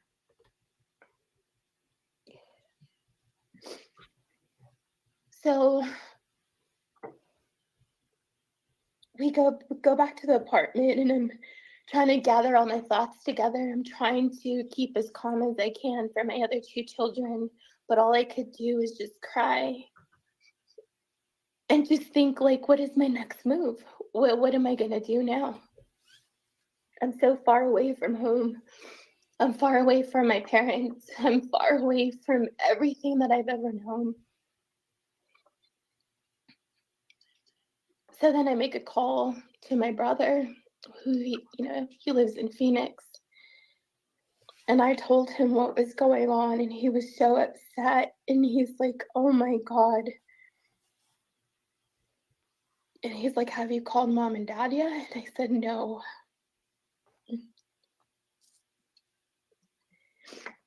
And he told me himself that day, he said, you're going to fight. Here you go, Chris. Here's your You're going answer. to fight like hell to get Faith back. You're good. I tell you that. You're good. I got to admit it. I don't like giving you credit for that kind of stuff, but you're good. I'm sorry. Big money. Dude. So he was 3 years old when this happened. Yeah. It's all about fighting. Boom. It's all about it. I mean, you can see that There you go. from day one. You don't leave that. Yeah, stuff like that makes me so happy that I wasn't raised by who I was supposed to be raised by. You know what I'm saying? Honestly, I think about that a lot. I mean, it's a not. She's biracial. That's what she said. I called my mom Mexican American. Okay, it's not Spanish. So. and dad. And it had to have been after midnight here, so about like 1 something our time there. My dad answered the phone. And I couldn't talk. All I could do is cry. I couldn't get the words out. And finally he said, calm down. Please calm down and tell me what happened. And I told him, I said, Daddy, they took my baby.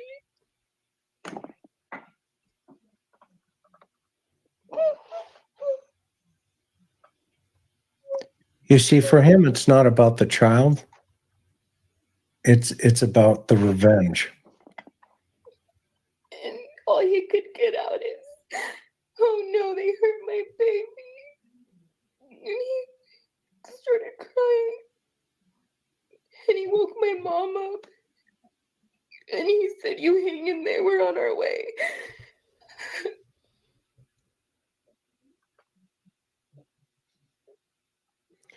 That the child is a pawn. So every single day, I worked at a local Great Clips out there. And I went in from the time it opened to the time it closed. Okay, so that was another red flag to me because I managed Great Clips for many, many years. Many, many years I managed Great Clips, and they do not let you work open to close every day. They won't let you get overtime. They don't allow it. They just don't. They don't want to pay it. They're too cheap. They can't afford to pay it. They're open from 9 in the morning to 9 at night. Some locations are open 8 to 8, 9 to 7 on Saturday, 9 to 5 on Sunday. She was not working open to close every single day. I do not believe it because, like I said, I managed Great Clips for many, many years, and never, ever was I ever allowed to give overtime. I mean, they would pull from other locations before they would have you working overtime. And, you know, every franchise is different. You know, I'll give her that. Every franchise is different. Maybe her franchise was different, but they can't afford it. The business would not survive paying overtime like that to somebody. They're not going to do it. Sorry. I just don't believe her. I don't believe that she's telling the truth here. And again, she goes into this whole, I had no help. Poor me. I had to do it all by myself, but I worked open to close every single day while Christopher's parents again stepped up and watched all of her children for her at no charge. She has no idea how lucky she is to have free babysitters who will watch her kids all day while she works. The luxury of having that. It's like, and she's so ungrateful. It's like she has no idea how spoiled she really is, how grateful she should be. It's so irritating to me. For all the mothers out there who really have to struggle and have no babysitter and have to pay for babysitting and don't have the luxury of knowing that their family who loves and cares about their child is going to be watching their child, that they now have to give their child to a complete stranger and have no idea what this complete stranger is capable of doing to their child. It's really sad to me because it comes off as being very self-centered, very selfish, very spoiled.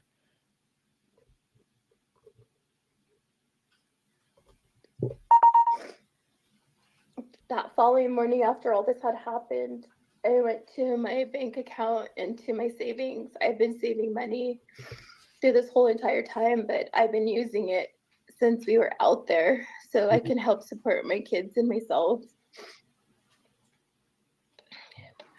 But little did I know that Christopher wanted me to use all my money because he didn't want me to have anything, so I wouldn't retain a lawyer. Yeah, if she's working open to close every single day at Great Clip, that girl is banking. That girl is making more than enough to support her and her kids as she's working at Great Clips open to close every day.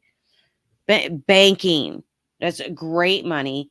You're making at least $14, $15 an hour, plus your $20 an hour in tips.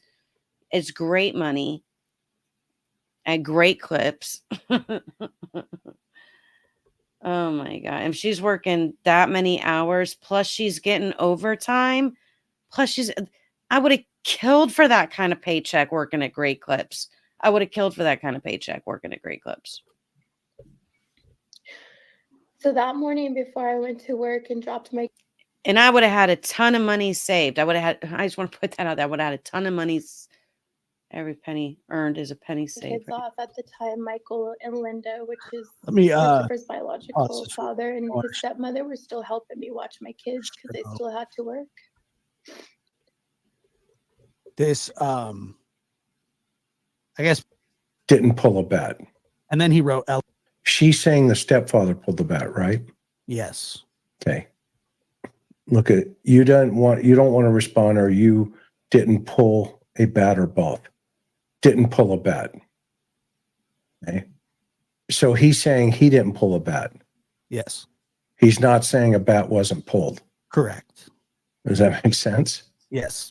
Right. And him and I have had this kind of thing before where, when I asked him about open CPS cases, he said the only one that open CPS case I have is because Sebastian went missing. And so I was like, oh, that's the only time. Yeah. And he's like, that's the only contact we've had, with an open case.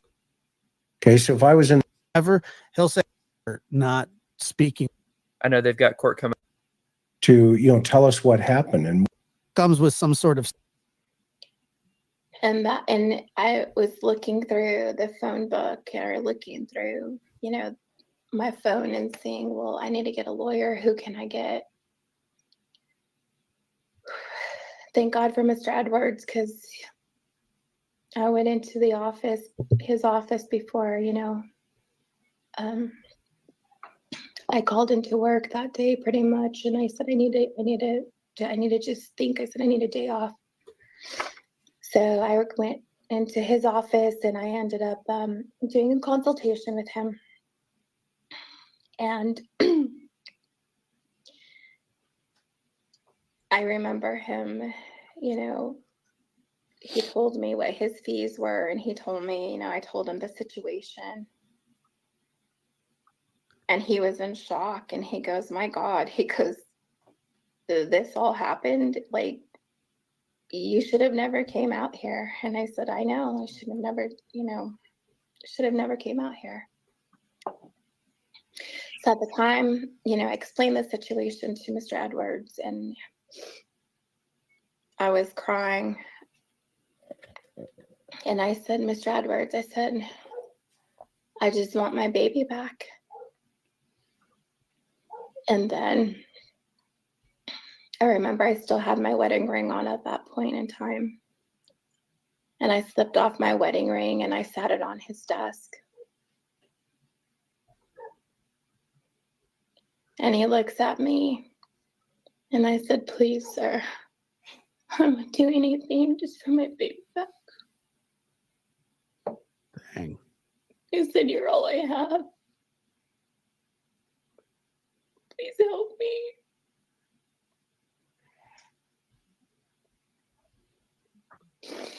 I remember he took out his little magnifying glass and he looked at it and he put his head down. And he goes, God. He goes, you know, I work for money. I said, and I know, sir. I said, and I promise I will pay you every dime that I can. Just help me bring my baby home.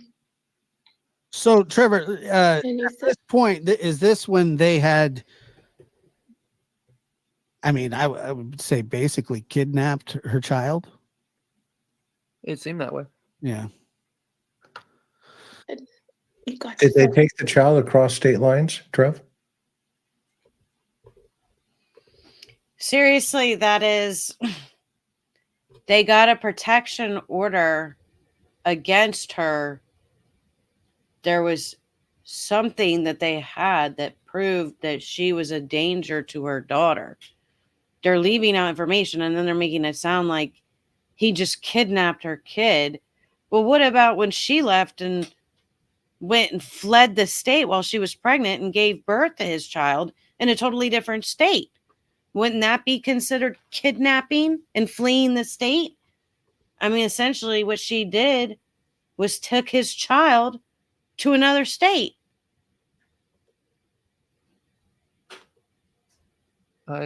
What exactly did she say, Josh? Well, I believe that There's a Navajo Supreme Court that she could you fall like petition help for for help. me. If she's in Albuquerque, she knows.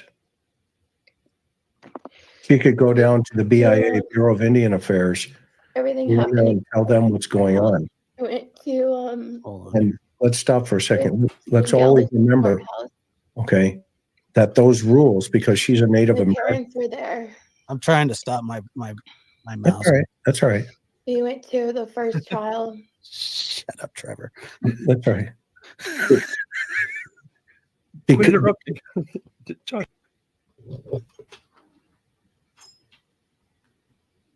You know, that was one of the first things that I thought was like, maybe she took him and he's hiding on Native American land, because from what I understand, you can't just go on Native American land and search their property. And it was a huge red flag that one time when Seth was like, I know where he is. I just don't have the resources to get to him. Well, why not? Where can you not go that $25,000 won't take you? That was a huge question that I had. Huge red flag to me. And then I thought, well, why would Sebastian not have any shoes? And I was like, well, maybe they made him shoes. But then I realized that Seth said that he had another pair of shoes at his house. And I don't know if these shoes were accounted for, but allegedly these shoes are the shoes that Sebastian wears when he goes fishing or goes around the ponds, which made me think of the fact that the dogs caught a scent that went to the pond. I couldn't help but wonder, maybe maybe Seth on his lunch break brought Sebastian some different shoes and took him out because they were going to go late night fishing. Maybe that's how he lured him out of the house. Lured, pun intended. Because she, that's okay, because she's Native American, so is that child. Okay. And that means that child could fall now. Okay. But now she's trying to keep her baby. Correct. So now then that is a powerful piece of information because that child is Native American. Yeah, and so it is. I'm hearing confirmation that she is Navajo and Mexican. And like I said, I was just enough Native American to where I got to go on the like Native American trips, which were when we were children. And I remember walking in the courthouse and my stomach was turning.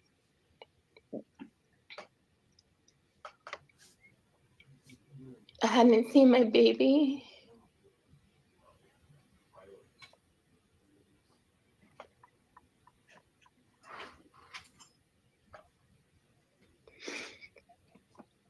And they had my baby there.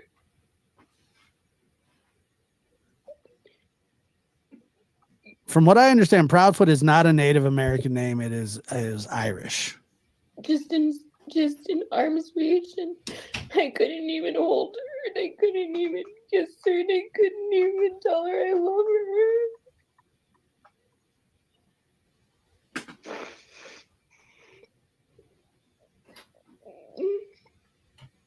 Scottish, maybe. No. So we went to trial. I don't know what you want to call it, a trial, a hearing. I think I was just so oblivious to everything at that point because I was so heartbroken that my baby was gone.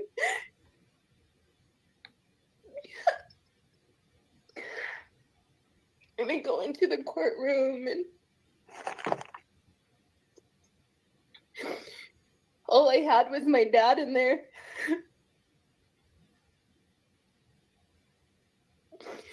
And their side, all the benches filled up with his family being loud and laughing. Where was her mom? How come her dad was the only one there? I feel like she should have had more people there. I know she's got more people in her life.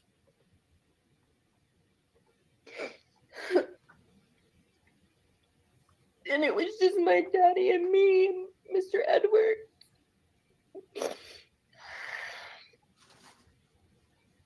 It's like a mafia family. And I remember the judge, his attorney, just everybody in there. All the hurtful things that they put on black and white about me. Yeah, it is. Just the eyes glaring at me and making it seem like I was a bad person.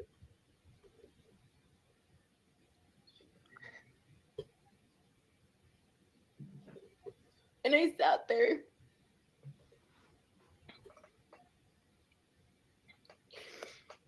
And he asked me a couple of questions and I answered. One of them was, why did you move out here, Miss Proudfoot? I said, Your Honor, to try to make my marriage work. So in which it didn't. I said I made a mistake by coming out here. I made a mistake by trusting somebody.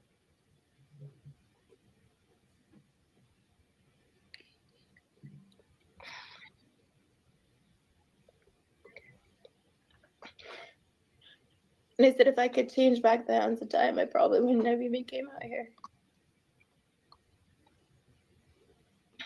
And they did whatever they were doing, and then the judge, said that I only had visitation with Faith, and they all had to be supervised.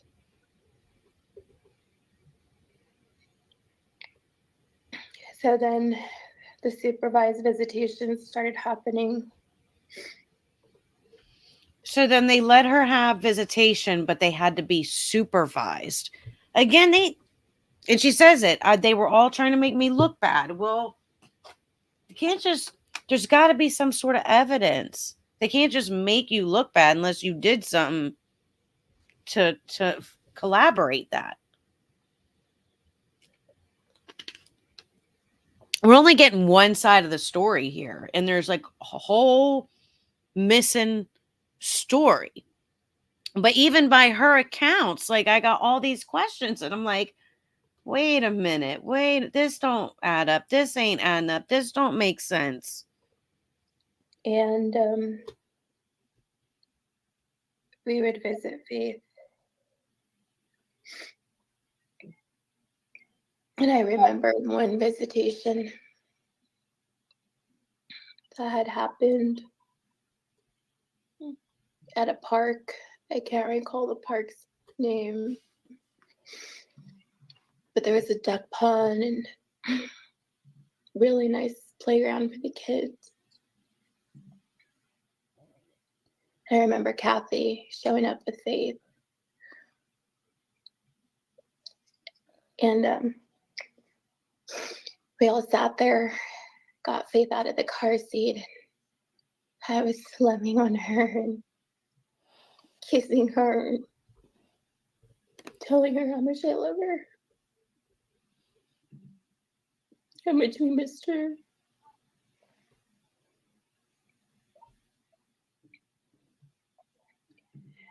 And I handed her to her big sister. And I took a picture of those two. And my oldest daughter was crying.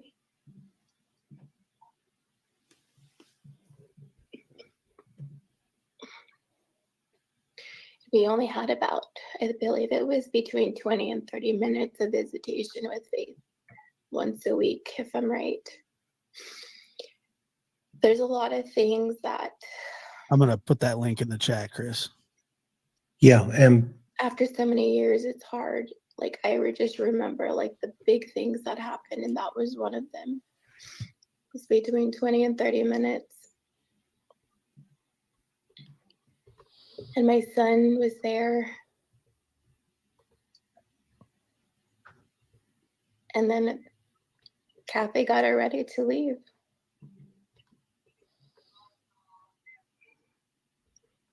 They had to leave first, and then we left after. I remember holding my son and my daughter's hand, and we're walking back to my vehicle. And my son started crying. And I started crying, and then my daughter started crying. There is just this whole missing bit of information that I need answers to. How do we go from this? These people watched your kids. They were divided and conquering.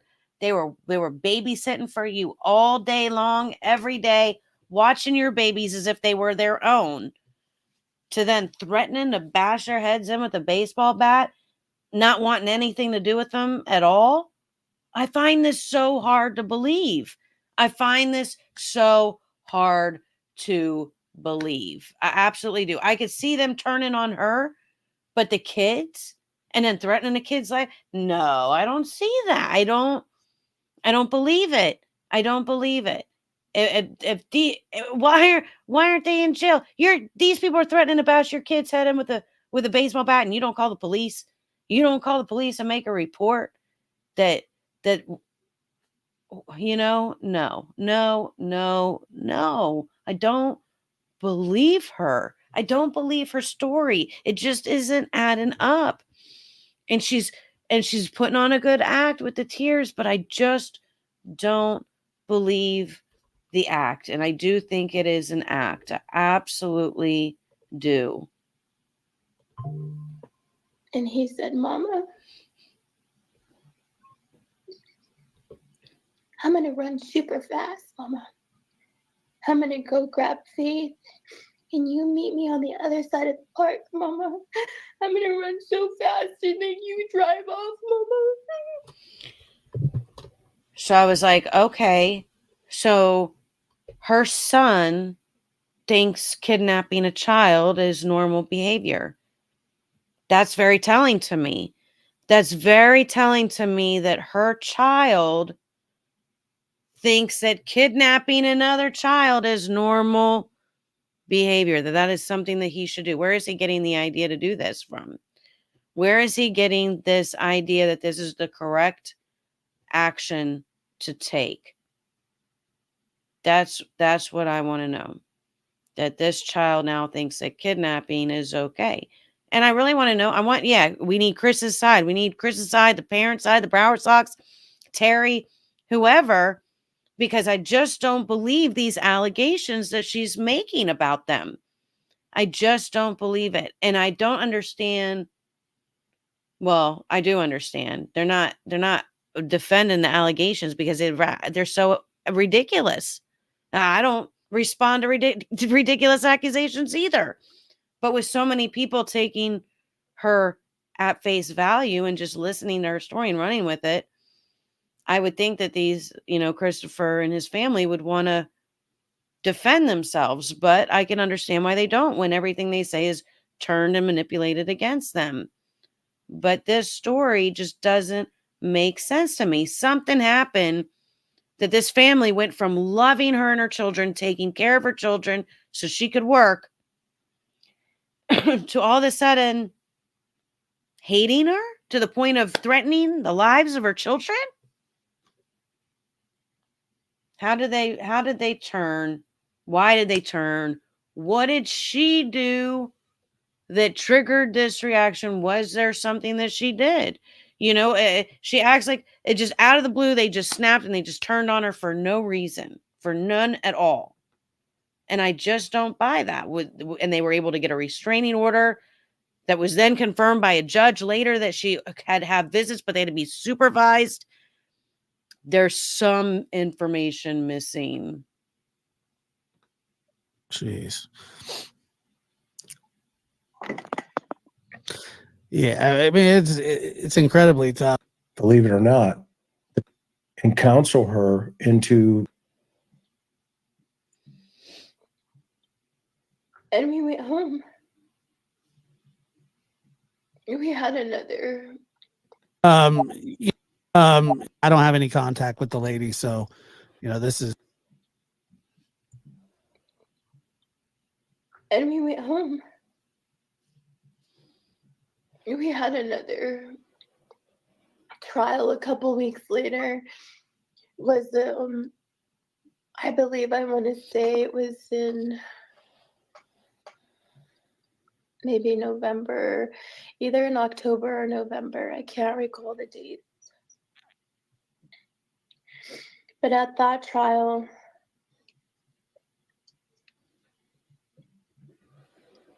I was praying to God and to my God that we were going to bring Faith home.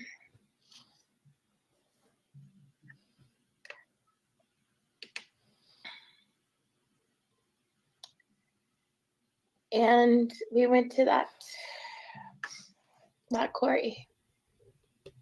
courthouse, and with my mom and dad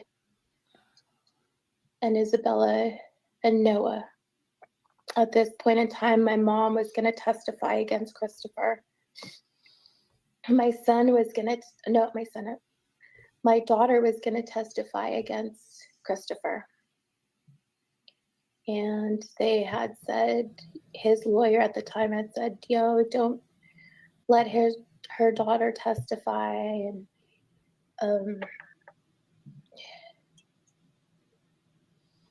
so we went without it, nobody testifying that day. Christopher had ended up getting, he was talking at the time.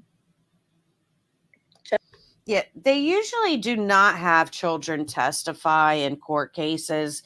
And there was a video that I had made, I don't know, a while back where I said that Sebastian was supposed to testify. That was what I'd heard. It was alleged that he was allegedly supposed to testify. But then when I just started thinking about it logically, I was like, wait a minute.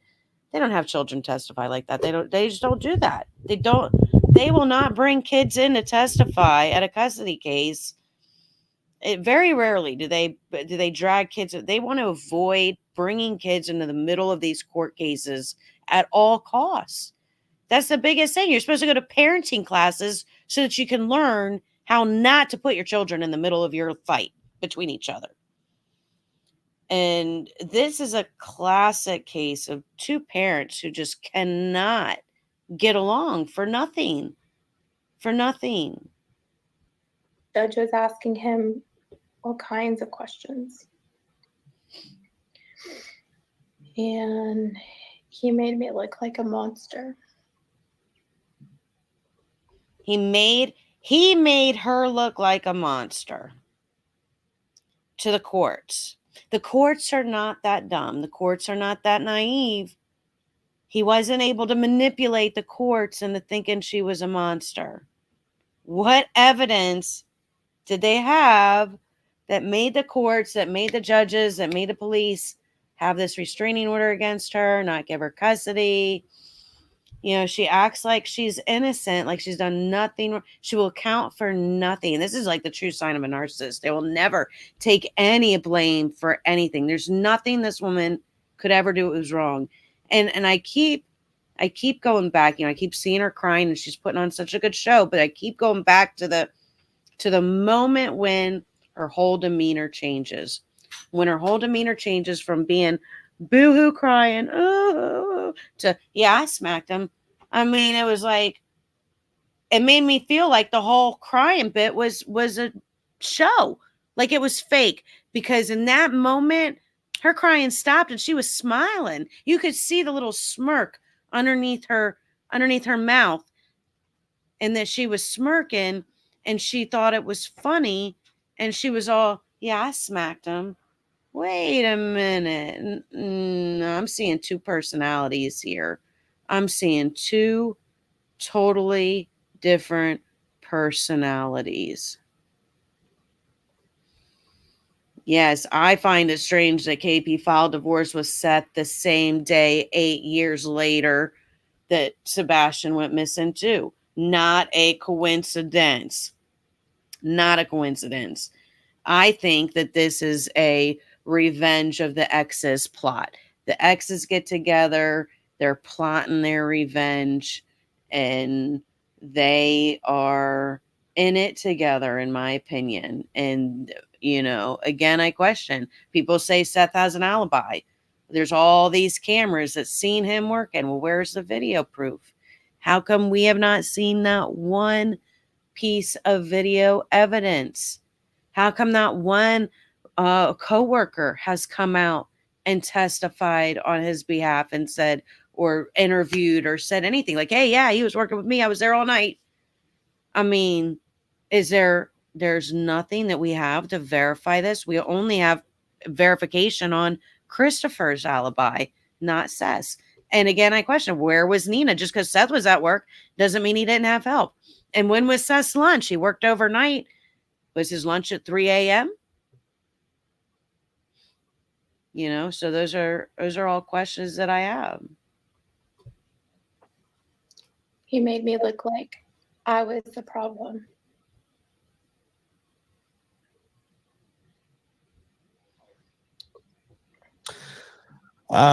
So if you want to watch the rest of that, please head on over to help. So, like I said, you can't do it on spur of the moment, but we will.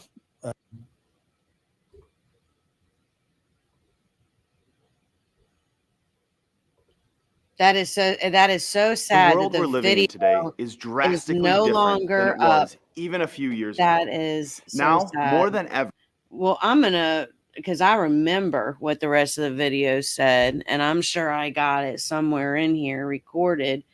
But she goes on to say that she finally wins custody of Faith, and she's to go do the exchange, right? She's to go do the exchange with Faith for custody, or with her kid. She goes to the police station to go do this exchange. So she takes her dad with her and she leaves her dad at Wendy's. All right. Why in the world did you leave your dad at Wendy's and not take him with you?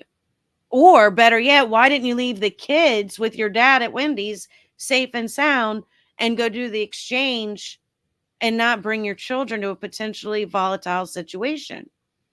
But she tells a story about how she leaves her dad at Wendy's. She goes with her children to go do this exchange at the police station where she's supposed to pick up Faith. And then she tells a story about how Melissa Proudfoot and Christopher and like the whole family basically allegedly tried to off her and her children in the parking lot, try to run her over. Her and her kids go running to the police station. They're banging on the doors. Let me in, let me in. For 30 minutes, banging on the door. They won't let her in. Okay. Meanwhile, Christopher Proudfoot and his whole family are out in the parking lot trying to off her and her children. So the police finally let her into the station where she is held in a dark room. Her and her children are held in a dark room for hours, she says. The police put her in a black room for hours with her children. And nobody's questioning this. And people are like, yeah, oh my God, I can't believe they did this. Really? Y'all really believe this girl, that this shit happened? Then she says the police finally let her go. And she gets in the car and takes off. And Christopher and his family then proceed to chase her on a high-speed car chase across several states as she goes back to her mom's. And it's like, what? What? I just don't believe her. I just don't believe her. Which makes me think that this whole thing was a plot to make Christopher look bad. Which again makes me think that Sebastian's disappearance was a whole plot to make Christopher look bad. So I seen the white truck. I seen the white truck, and I have a video of the white truck. I believe. Hold on. Let me see if I can find it. Because there is a video with the white truck. Oh, if you haven't heard the pizza story, another reason why. Here's the thing. And, you know, they say 8 years to the day. Where was that comment? 8 years to the day from when Katie and Seth got divorced. So this is the paperwork from the divorce from Seth and Katie Proudfoot, okay, when they got divorced. So there was two different sides of the story, right? You have Katie's side of the story, and then you have Seth's side of the story. So Katie writes, and I know there's part of this is missing because I can tell by the way I'm looking at it, but from what I see, my neighbor informed me during the duty days that they have seen Sebastian on multiple occasions coming outside the house while looking for his dad because he had been gone for long periods of time and didn't know where he was. So this is why Katie is off at military, okay? So she's off in the Navy. Seth is a stay-at-home dad. He's staying home with Sebastian, watching him. And the neighbors are telling her that Sebastian's wandering around looking for his dad because dad left and he has no idea where dad went. And the neighbors will tell Sebastian to go inside and lock the door and just wait for Seth to come back. And Seth will on a regular basis just walk around the living room and get naked, not caring that Sebastian is in the area and sees this. Now, Seth came out and dropped a huge bomb on, I believe it was Justin of TikTok show, right? Where he comes out and he says about this alleged abuse that Sebastian had received. And he says that he doesn't want his son to believe that whatever behavior it is that he is displaying at school, he doesn't want him to believe that this behavior is normal. The behavior that happened to him, whatever happened to him when he was younger, that he was abused by another schoolmate. And he says he doesn't want his son to believe that this is normal.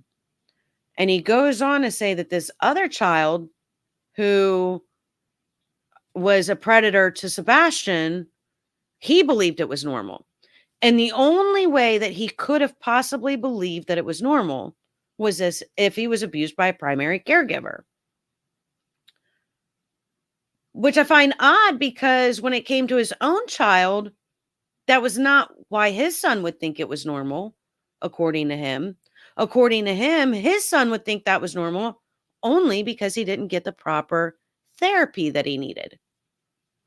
Well, how come this other kid thinks it's normal, and the only way it's possible is if he was abused by a primary caregiver on a regular basis? This is what Seth said. So how does it equate for one and not the other? I just don't get it. The fact that he said this other boy thought it was normal, and that he was alluding to the fact that he didn't want Sebastian to think it's normal, and that Sebastian does currently think this is normal, led me to believe that by Seth's own testimony, he is saying that Sebastian believes this is normal because he was molested by a primary caregiver on a regular basis. And that was the way that I took it. That was the way I understood his words. And then you read this where, dad would walk around naked around the house, and it's maybe he learned it from dad. So on several occasions when Sebastian expressed stress or anxiety about our separation or his daddy's anger, he would respond by telling Sebastian that this was all because mommy doesn't want to love daddy anymore. By the second week of school, the teachers had already requested that the principal be present anytime that Seth were due to him to make them uncomfortable. When we went to the school to meet his teacher before the school year had started, we had just finished explaining about Sebastian's diagnosis and about the fluid on his brain. And he did something that irritated his father, who then responded by hitting him in the head in front of his teacher. And when I addressed him about it and told him he cannot do that and cannot keep doing that because it's wrong, he told me it wasn't that hard and he is fine, and people need to stop telling him how to raise his son. So this is not the time that the police were called. This is another time. This is at school. This is allegedly in front of the teacher. Was this the time that CPS was called by the school? Was CPS called by the school when dad did this allegedly in front of a teacher? I question that. Was there any report made? I found out when I took the restraining order to the school that they had contacted CPS. There you go. That answers my question. I found out when I took the restraining order to the school, because she got a restraining order, that they had already contacted CPS. 1 week prior, the social worker and myself had seen behaviors from my son, such as waking up, screaming, and kicking in the middle of the night with terrors and fear of making a mistake for fear that daddy would beat him. He had an accident at school where he wet his pants and was terrified for daddy to find out. He is displaying aggressive behaviors that mirror what his father says and does. I've reached out to his doctor and I'm requesting assistance with therapy for PTSD in light of the child abuse to help my son recover from this. I've spoken to his doctor and a referral is in place for therapy to start as soon as possible to help him with his transition and to cope and recover from the trauma that he's been through. Seth has been monitoring all of my phone calls and not allowing me to speak with anyone, including my family, without listening. And he's been monitoring every text and every call that I make to patronize me and to keep me from telling people exactly what's been going on, hovering over every call that I make. On 6/5/2016, Seth was very angry and belligerent, and he stormed out of the house and he got into the Chevy Cruze and peeled tires out of the parking lot. Approximately 30 minutes, give or take later, he came back, pulling in crooked and fast, jumped out of the car and ran inside the house looking for his gun, stating that he was going to kill that blank. My neighbor was over at the time and took a recording of him during that time. I responded that if he took his gun and tried to kill someone, he would wind up in jail and he could not do that. My neighbor went outside with him and spoke to him, where he stated that someone followed him and threw a soda in the car. The soda was all over the outside and inside of the car.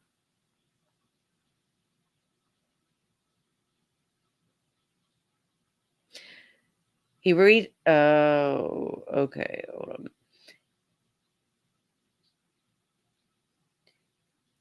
He pulled him out of the car through the driver's side window and punched him in the face. And he said he did nothing to provoke this and refused to make a police report after being repeatedly asked and advised to call the police and make an incident report.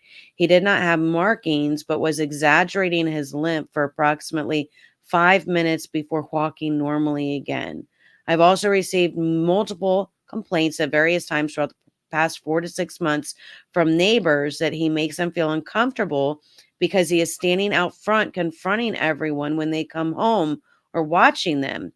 My neighbor and unit is process of adopting, and they have persons come to their house on a regular basis.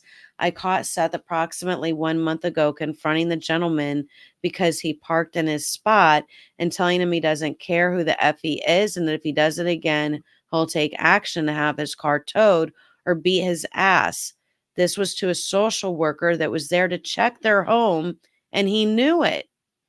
Attached are pictures of our son with marks left by the respondent. So there were pictures attached, which, she included, but they're hard to make out on, the internet here, the way the pictures are. It's very blurry. But in the report, Seth filed a response. Okay, so there's the respondent's response.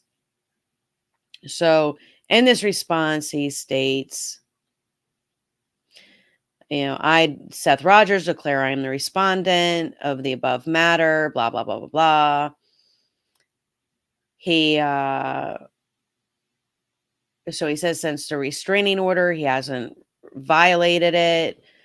He's had no contact with the petitioner or their son. And he turned in his firearms.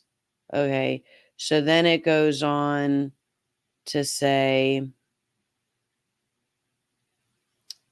as a result of the baseless allegations, I respectfully request that the court deny Katie's request for a permanent domestic violence restraining order in full. There is no basis for her claim, and she fails to prove conduct under the Domestic Violence Prevention Act that would justify a restraining order.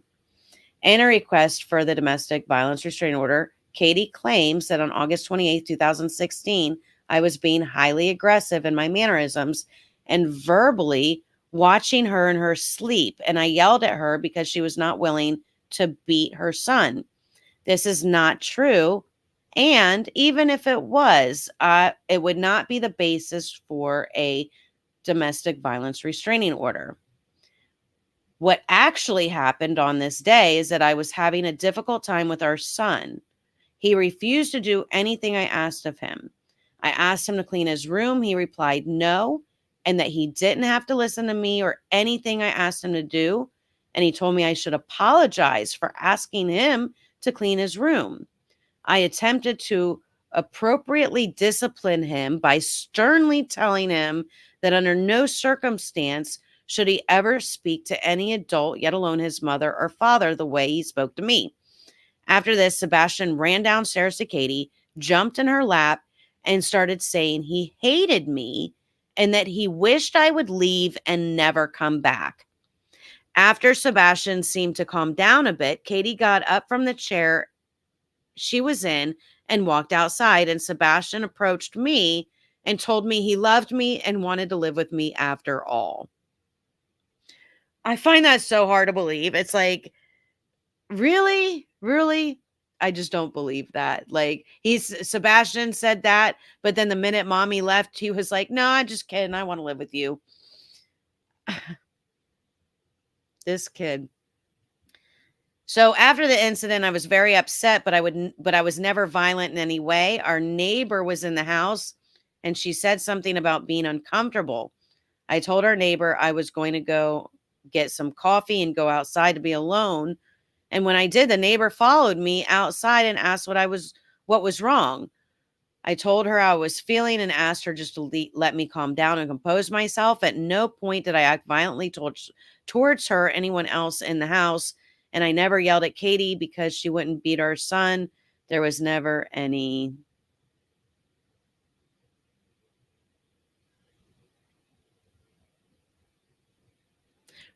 there was never any violence, nor was there any threat of violence. So in a request for the domestic violence restraining order, Katie claims that on August 22nd, 2016, I was being belligerent and yelling at her and our son. This is not true. Even if it was, it would not be the basis for a domestic violence restraining order.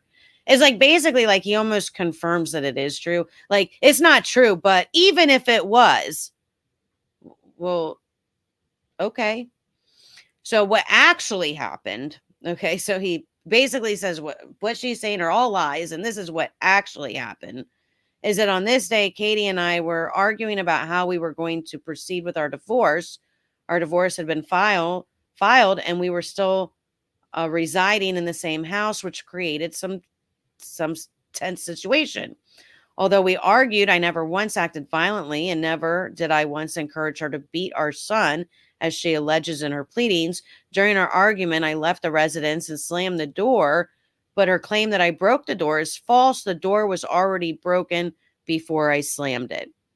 Again, there was never any violence, nor was there any threat of violence.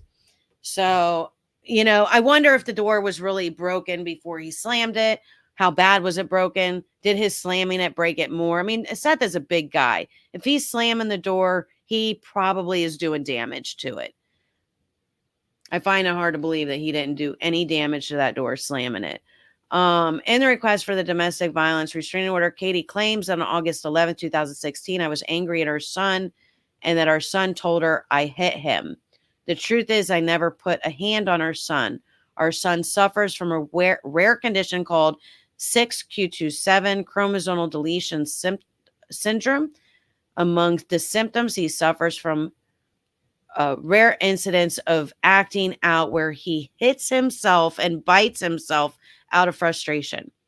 He has been known to throw himself on the ground during these incidences, and it is a very common thing for him, and others have witnessed him doing this. I have filed herewith declaration from some of these witnesses. Now, I don't see any of the witnesses' reports, but again, this is a huge red flag. I mean, this is the classic abuser's response. I didn't hit her. She fell down the stairs. I didn't hit her. She fell into my hand.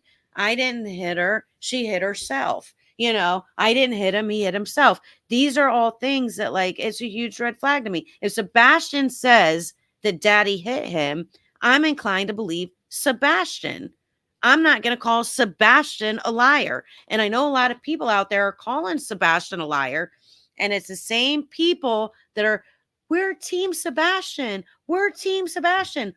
But yet these same Team Sebastian people are the same people that would call him a liar. In 2 minutes, they call him a liar. So that's a huge red flag to me. Why are you calling a boy a liar? If he says daddy hit him, well, again, I'm inclined to believe that daddy hit him. So he says that on August 11th, Sebastian suffered from an episode in which he hurt himself out of frustration. I told him that day that if he cleaned his room, he could go swimming. I asked him if his room was clean, and he replied that it wasn't. I told him he couldn't go swimming until it was clean. Sebastian reacted by flying into a rage, screaming and hitting himself, biting himself, and trying to throw himself on the floor. I reached out to catch him before his head hit the door frame. At no time did I ever hit him or display any violent actions to him at all. Now, that is a very, very, very different story from what he told on the Pascal show. Very, very different.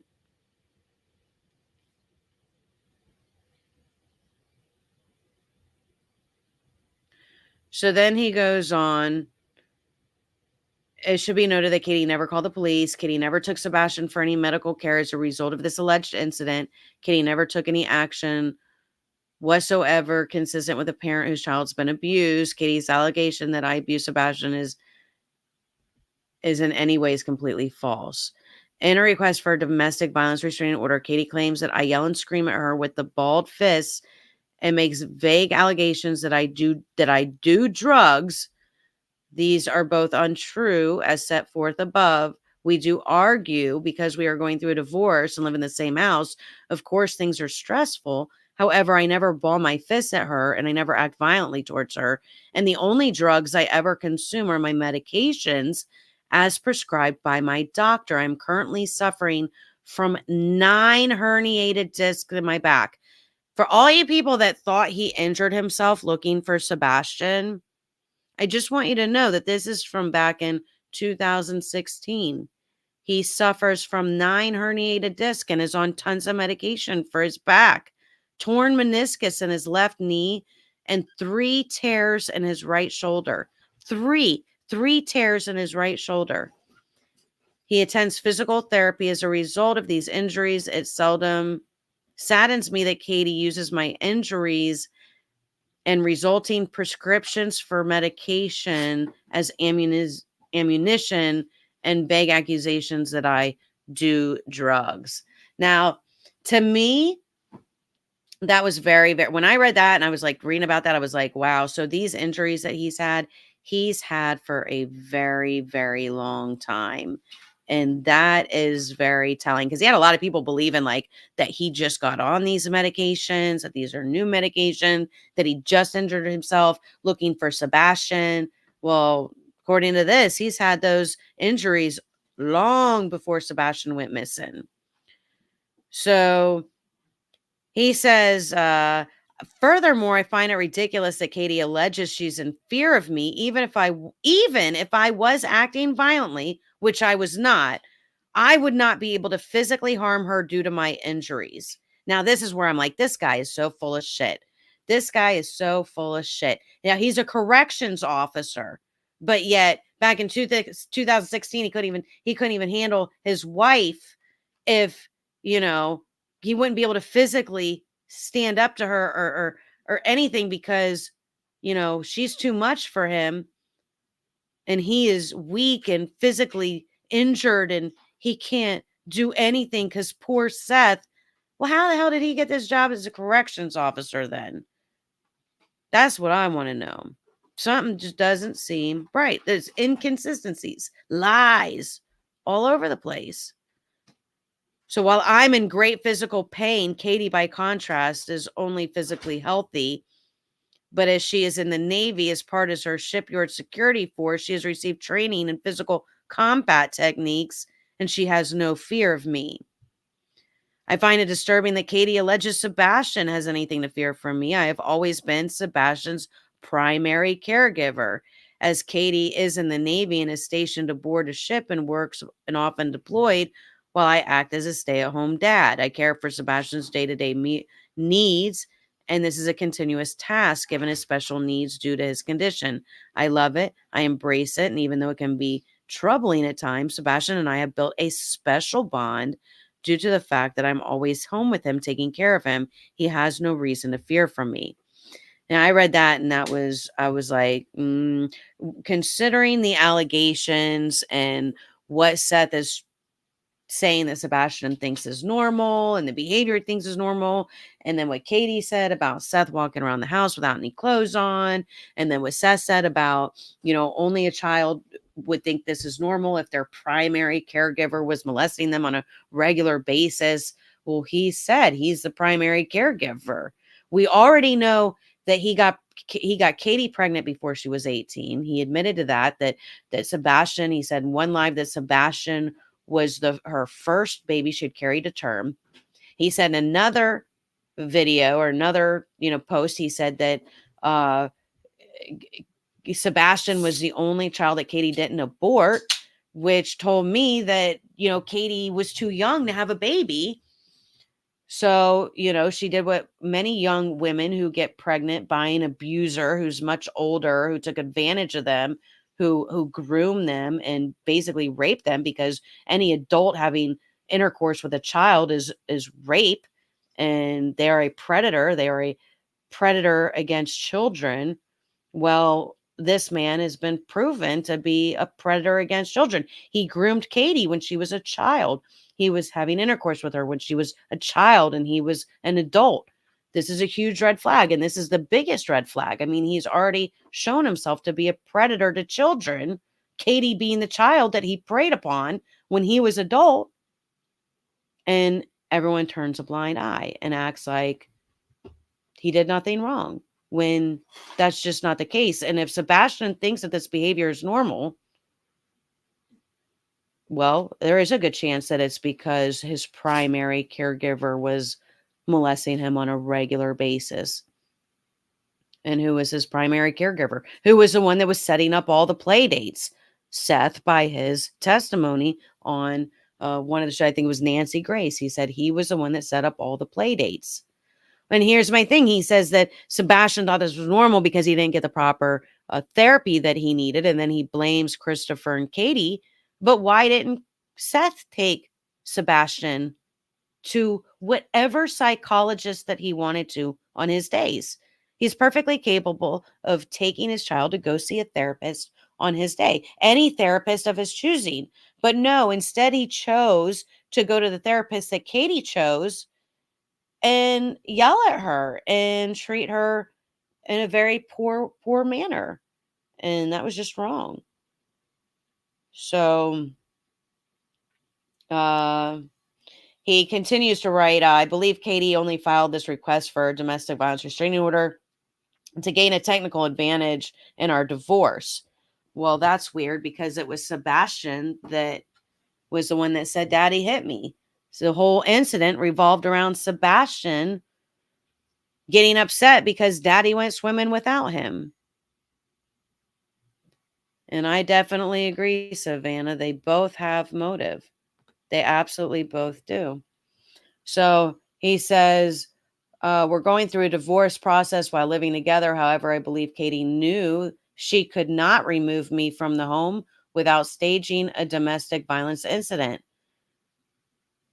And this is weird that he writes it like this. I believe Katie knew. I believe she knew she would never get me out of the house unless she staged a domestic violence incident. But then he contradicts himself and says right after that, this was totally unnecessary because I would have totally left. I knew that we could not live together any longer, and I was willing to move out without a court order to do so. But he didn't. Why didn't he? If he was willing to leave, why didn't he? He said he was willing to leave, but he stayed, and he didn't leave. I believe actions, not words. His actions were different than his words. He says he was willing to leave, yet he didn't. He was still in the house, terrorizing her on a daily basis. So Katie requested the court order me to pay her attorney's fees, but this is simply not possible. There is a vast discrepancy in income in this case. I have not worked in some time as I've been a stay-at-home dad. Katie is an E5 in the Navy and earns substantial base pay and allowances as reflected in her leave earning statements.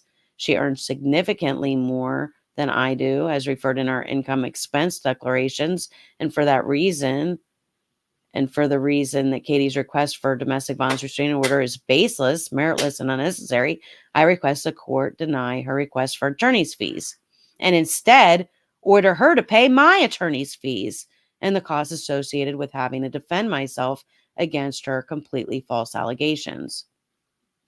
Katie and Sebastian have no reason to fear for me. I've never harmed, harassed, or threatened them. Well, and it's so funny because I read this and I'm like, but yet here he is weaponizing the public and using them to harass and threaten and stalk not only Katie, but Katie and Christopher on a regular basis. And not only Katie and Christopher, but it's gotten to the point of being entire neighborhoods that are now getting harassed because of Seth and his posse.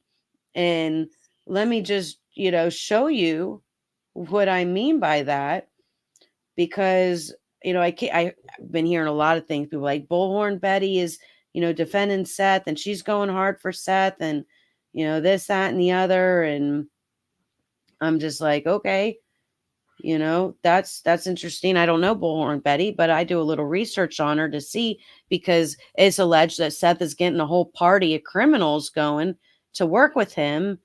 And I come across this article and I was like, okay, this is totally on point for what's going on right now. October 12th, they've responded to the neighborhood 50 times. In a statement, Chatham County's police chief says, quote, many of the people claiming to want justice for Quentin have turned his tragic and heartbreaking case into a money-making circus. And they have made it impossible for the people who live in the area to enjoy the peace and tranquility of their homes. This is unacceptable and has to stop. This is what I do all over the country. Bullhorn Betty has been outside Quentin's home for weeks. She runs a YouTube channel and live streams her interactions daily. She calls Chief Jeff Hadley's statement lies. When I see Billy Joe and Leilani, I ask them questions. Where's the baby? What did you do with the baby? Things like that in a professional capacity. Now, is it loud? Yes, because I'm across the street and they're at their gate. But I have not caused this. No other YouTubers have caused this. This is their community doing this, not us. Chief Hadley said that over the next few days, police will unveil new measures to minimize the disruption to the surrounding neighbors. Bullhorn Betty, however, tells me she isn't going anywhere. I asked tomorrow because I will not be intimidated by some police chief. What's going to stop you from coming back to the house? There's nothing he can arrest me every single day that I'm out there. This is not about me. This is about Quentin. So I just was like, that's about what's going on here. Like, you know, who was it that, you know, honked their horn, 6 o'clock wake up call to Christopher Proudfoot, and they're slamming their horn in his neighborhood. Well, do these people not realize that they have neighbors that are completely innocent, that don't deserve to be woken up at 6 o'clock in the morning by Bullhorn Betty on her bullhorn yelling and screaming? Like, does she not have any consideration for anybody else? And that's just, you know, it's one thing to sit here online and speculate about somebody. It's a totally other thing to get in your car and go drive to their house and start harassing these people. You know, yeah, I get up here and speculate all day long, but, you know, to people that listen to me, I do not encourage you to go harass anybody. That's ridiculous. That's ridiculous. It should never, ever get to that point. It should never be at that point. It just doesn't compute to me to get to that point. That level of harassment is unnecessary. You know, at the end of the day, none of us really know what happened. We're all just sitting here speculating. But some of these people have actually taken it from speculation to they're out trying to ruin somebody's life, like literally out to ruin their life. And they use the public and they weaponize the public to go after. You know, this is a classic case of parental alienation that Sebastian is stuck in the middle of these two parents that can't get along.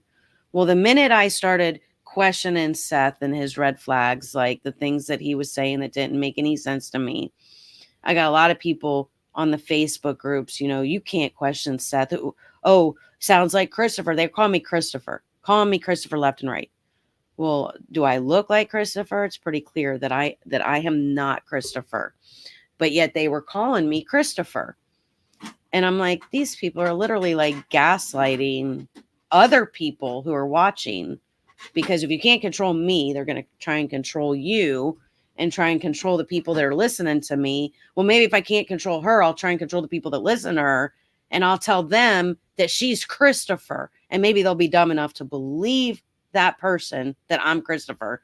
And then once they realize that ain't working, that people know that I'm not Christopher, they then go into, well, it's Christopher's sister. It's Christopher's girlfriend.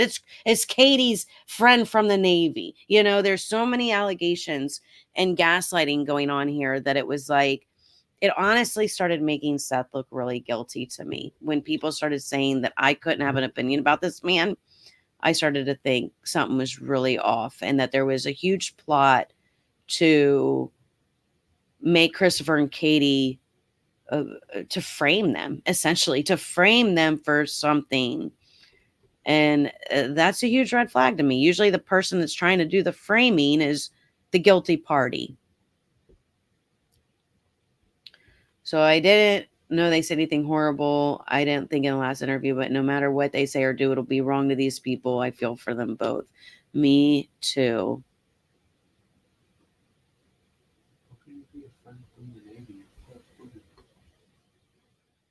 So their behavior has been shady as well, but I've seen something recently that has me actually thinking absolutely Seth has something to do with this. And what about the phone he snuck to Sebastian? The phone. I heard about that. I heard there was another phone. I also was wondering about the video game consoles. You know, the police allegedly still have these consoles. They're still looking them over. And I wonder, like, have they found anything on these consoles? I mean, something has to have come up somewhere along the line So I'm gonna put these receipts on these consoles. So if you guys haven't heard the pizza story, so I went into the domestic report. Basically, essentially from this, we learned on the Pascal show that, you know, Seth became homeless after this domestic report was filed. The police came, they arrested Seth, they removed him from the house. As a result of him getting arrested and removed from the house, he was made homeless. And this was very, very upsetting to him. He lost his guns. He lost his house. He was living out of his car for quite some time. And this was all as a result of something that Sebastian had did, right? Sebastian was upset because Sebastian wanted to go swimming. Sebastian threw a fit. Sebastian claimed that Daddy hit him. And because of Sebastian's claims, Katie called the police and Seth was arrested. So when I hear Seth talk about the pizza story, I start thinking, well, if he was willing to do that to his roommate, what was Sebastian's punishment for getting him evicted? So I don't know if y'all have heard the pizza story, but I want to share that with y'all so y'all can know what I'm talking about and get all this information out in one place. I mean, yeah, probably. I've met my match a couple of times, but like the ball hair on the subs is, yeah, that's next level for sure. Oh, I can tell you one that I did. Oh, God. I don't think you want to put that out into the ether, dude. Yeah, I do. Okay, fine. Do whatever you want. All right. I worked at a place that no longer exists. And I was a manager there. Because what you did. No. They just went out of business. But a lot of places went out of business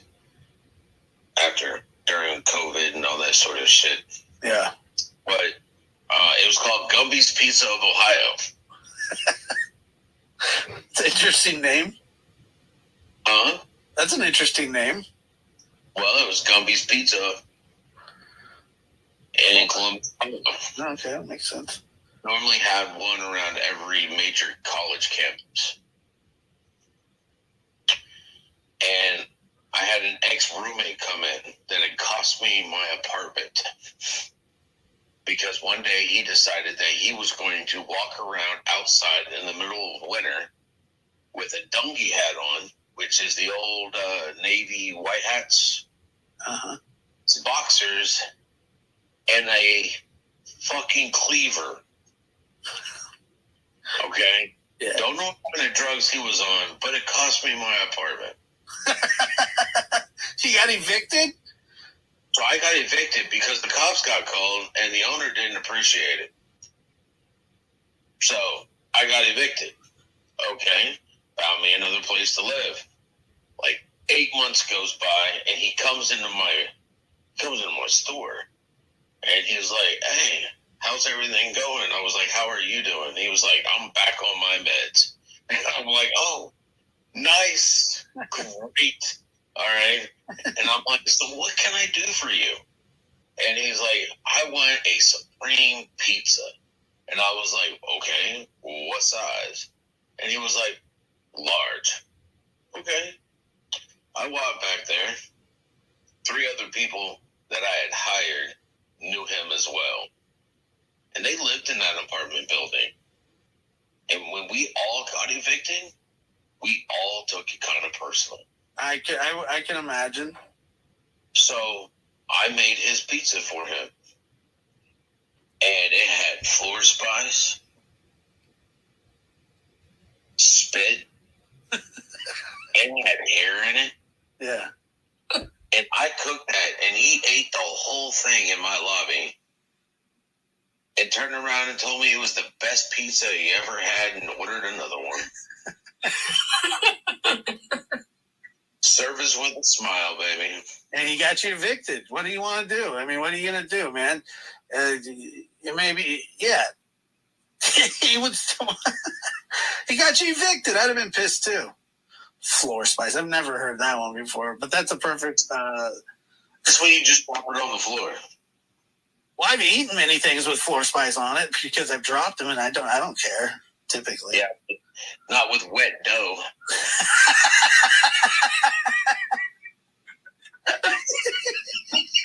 That shit sticks in there, and you got to imagine you dropped it was right where you've been standing all day, and you've done walked out to the back of the building to throw trash away in the alley. All right. Yeah. Not with wet dough. You cooked that floor into the pizza. Yep. That's too funny. It was a stuffed crust, but it was something like it. Oh man. Well, all right. So, you know, I just think that's, first of all, it's a felony. First of all, it's a felony. Okay. It's not okay. It's not funny. It's not funny. Not in the slightest. It's disgusting.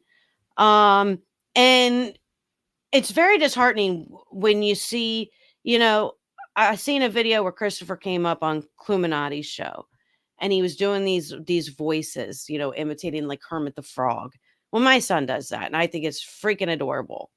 And it's a nervous thing, you know. You get nervous. You're talking around a bunch of people, and it can make you nervous. So you do little jokes and have a little fun to ease the tension. And Christopher got, the harassment that he got. How dare he laugh and joke? How dare he smile during a time when Sebastian is missing? He obviously doesn't care about Sebastian because he was using impressions and yada, yada, yada. Yet here you got Seth laughing and joking about this disgusting pizza story. And nobody bats an eye. Everybody laughs. Everybody thinks it's funny. It's a big joke. Really? Really? But all these people hate on Christopher for his voices? No. These people could go kick rocks for all I care. I mean, there is so much bias going on. And it's to the point. Let me show you here what really just gets my, and I'm going to see if I can find it because I'm pretty sure it was the same guy, the lab guy, did this video with Christopher's audio, right? Because the audio was released. Let's see if it's still up. Here we go. Chris Proudfoot threatens. I've got a problem that I'm pretty Rogers. sure you can help me with. Yes, you will be paid for helping me. Actually, but I'm gonna because take statement. Or sleep. Fucking careful. She's fucking sloppy. all right, well, Trying to be a dick to her, but if she ain't got the fucking audacity to give me a working fucking phone number, she better not fucking reach out to me. And that Google ain't a fucking true number. that's the same number that Seth has, though. I will tell you that. Yeah, I'm not Seth. I have the balls and the fucking spine to call people out on.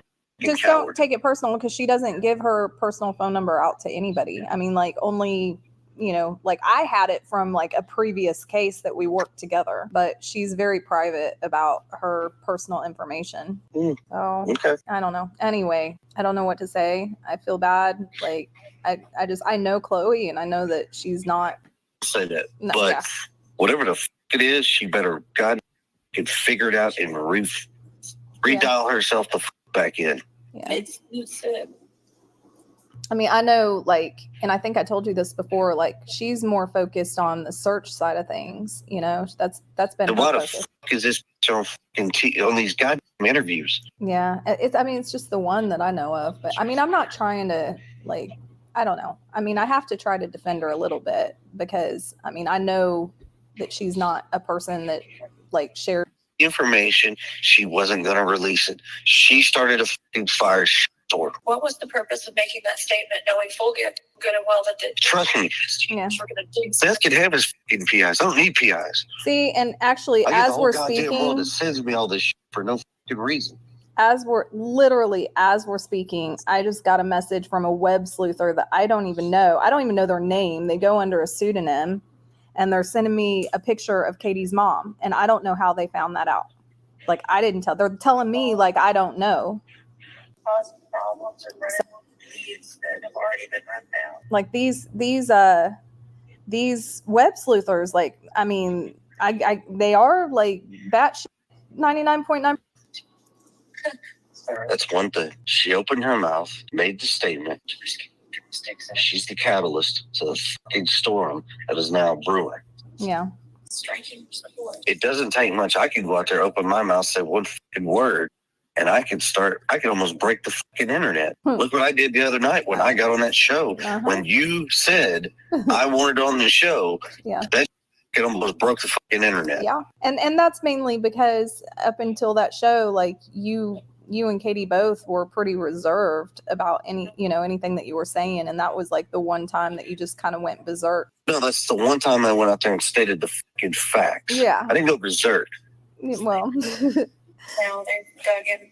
No, I'm fucking pissed. I There's a know. difference in berserk, stupid, psychotic, and every other adjective you want to add into it. Yeah. I'm neither of those. No, but I'm just saying you very said a whole pissed lot off. more than you normally say. And Yeah, so I did, and I had every fucking right to say what I said. Nothing I said was fucking false. Nothing. I didn't say it was. I don't think anything you said was false. I don't know. Yet. But well, let me make a phone. Actually, I know I'm not going to be able to get a hold of her right now. I'm not going to be able to get a hold of her till this evening. And by the way, I sent a message to Seth. Once again, he wants to talk about not responding or whatever. I got in touch with Tony. We talked to Tony. That probably ain't happening. Got in touch with the dog handler. Guess what? That ain't happening either. And that ain't even on my decision because Seth doesn't know how to open his fat fucking mouth and give everybody the truth. Or what he does know, he didn't want to tell nobody, thinking that everybody's going to be sure sympathetic to his bull. When I told her exactly how many dogs, where they all went at this point, other than to The kind of hour and I think a half Oh, okay, that's good. last night. That's good. Told me to take a break, so Yeah, how convenient. yeah. So I don't know. I had something to do with this conversation with Bobby Simmons.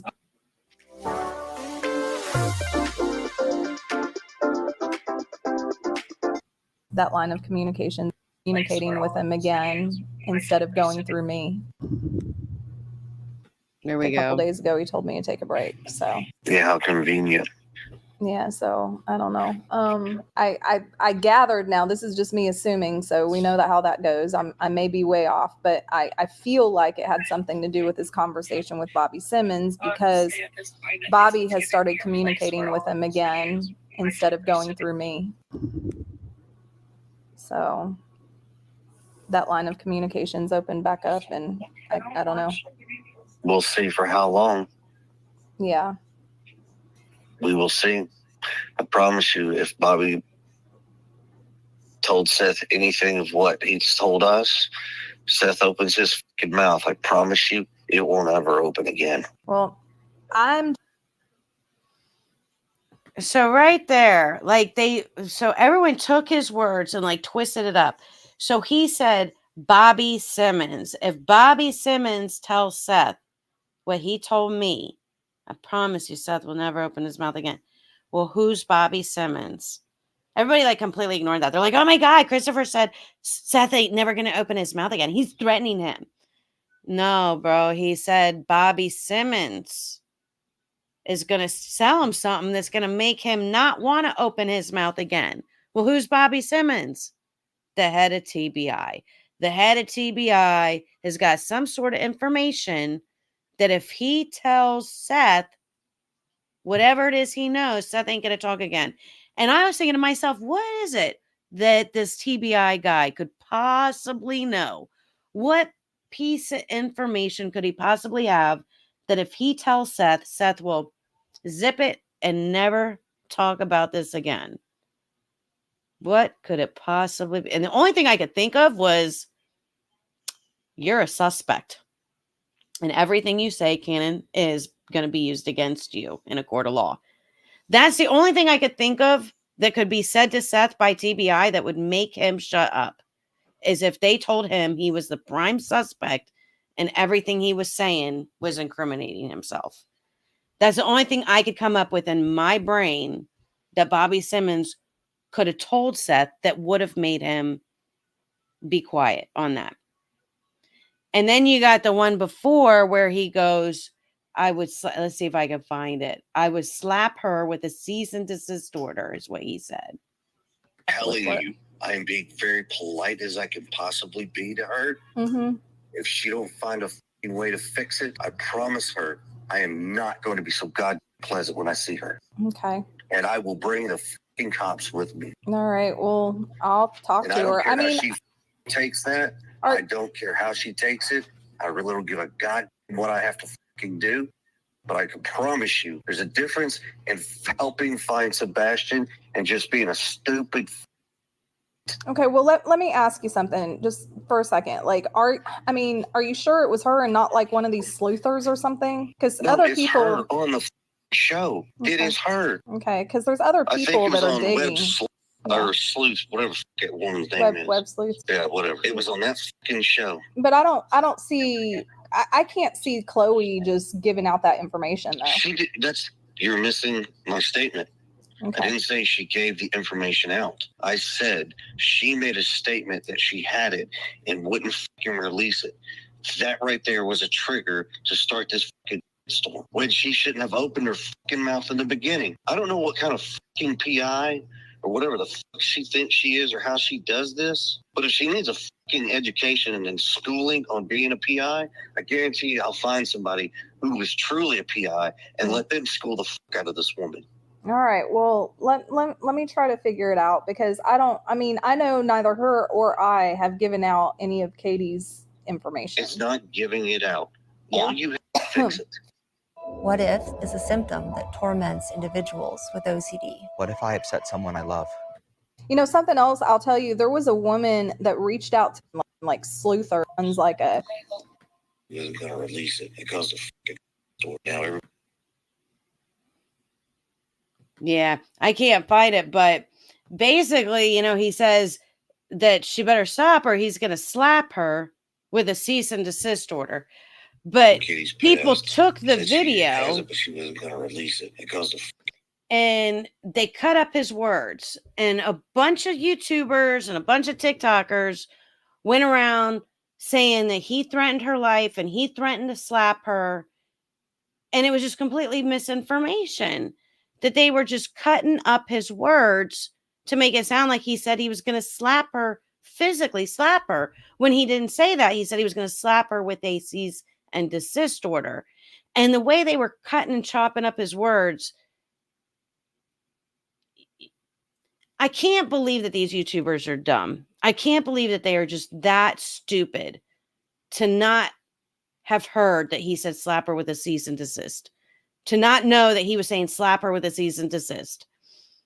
I believe that they cut off the ending on purpose to try and fit this narrative to this picture that they're trying to paint, to the story they're trying to create, to the lies they're trying to spread to frame this family and destroy their lives.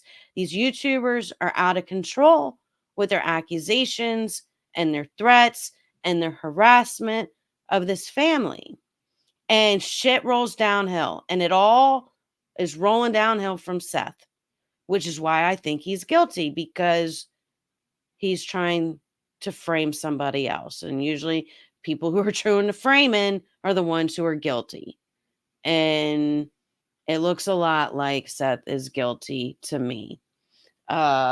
one of the people asked me, you know, where is Sebastian? Where do I think Sebastian is? Yeah, probably. Well, I tell you where I think he is. I think back to the video at the beginning where they asked Seth, where's Sebastian? And he goes, he's off playing video games somewhere. Nah, whoever has him, they're not letting him watch the news or get on the internet. But it was such a, like he didn't even care, you know, like, playing video games, not watching TV. Yep, exactly. You remember. And it was just too nonchalant. The meh, which means, like I could give two shits. Meh, he's fine. And people are like, oh, he has hope. That ain't hope. That's confidence. Big difference between hope and confidence. He was confident that Sebastian was alive. He was confident that wherever Sebastian was at, he wasn't watching TV, didn't have access to the internet. And I think about Nina and the custody case, and I think about, you know, if he was out on native land, is it hard to search? Is it one of those areas that just can't be searched? Is this an area where there's not really a lot of internet or TV, where kids don't really sit around and watch TV and play video games all day, but do more productive things on the reserve? Maybe. Maybe. The lack of shoes, the extra pair of shoes that Seth had, the trail the dogs took to the pond, the garbage trucks. I do not believe that those were garbage trucks. I do not believe those lights were garbage truck lights. I just don't. I don't believe it. Let me see if I can find the video. Because there's actually a video with, shows a white truck. Oh, here's something for you guys. I want to show this to you guys. I think everybody needs a little replay on this. For all the people that go, Seth couldn't possibly have done something. He's the only one looking for his kids, right? How many times have we heard that line? He's the only one looking. He would never do anything to Sebastian. He's looking for his kid, right? Do you guys remember this guy? Hold up. Remembers that time a little kid went missing and his dad did what any grieving father would do and started publicly pleading for the safe return of his son. The kid was missing for 11 days. Once all the leads were exhausted, the FBI came in and they rechecked all the previous evidence, including the house after neighbors reported potential abuse by the parents. And while this was happening, the father was literally live on Nancy Grace talking about how much he missed his son and how he doesn't know what happened to him and how he wished he could come home. That's when the FBI found a dresser in the basement, moved the dresser, found a room padlocked closed from the outside. They opened up the padlock and they found the kid inside of the hidden room in the basement while the dad was still live on TV. And within minutes, the news made it to Nancy Grace, who was still interviewing the father, and his reaction is priceless. You want to talk about the Oscar goes to? This man absolutely fell to pieces. Check this shit out. Out to the father of the missing 12-year-old boy, Charlie. With me is his father, Charlie Bothell. Charlie, we're getting reports that your son has been found in your basement. Sir? Mr. Bothell, are you What? Yeah, we are getting reports that your son has been found alive in your basement. What? Yes, that's what, if you could hand me that wire very quickly. Yeah, we're getting that right now from how could your son be alive in your basement? Oh shit! I have no idea.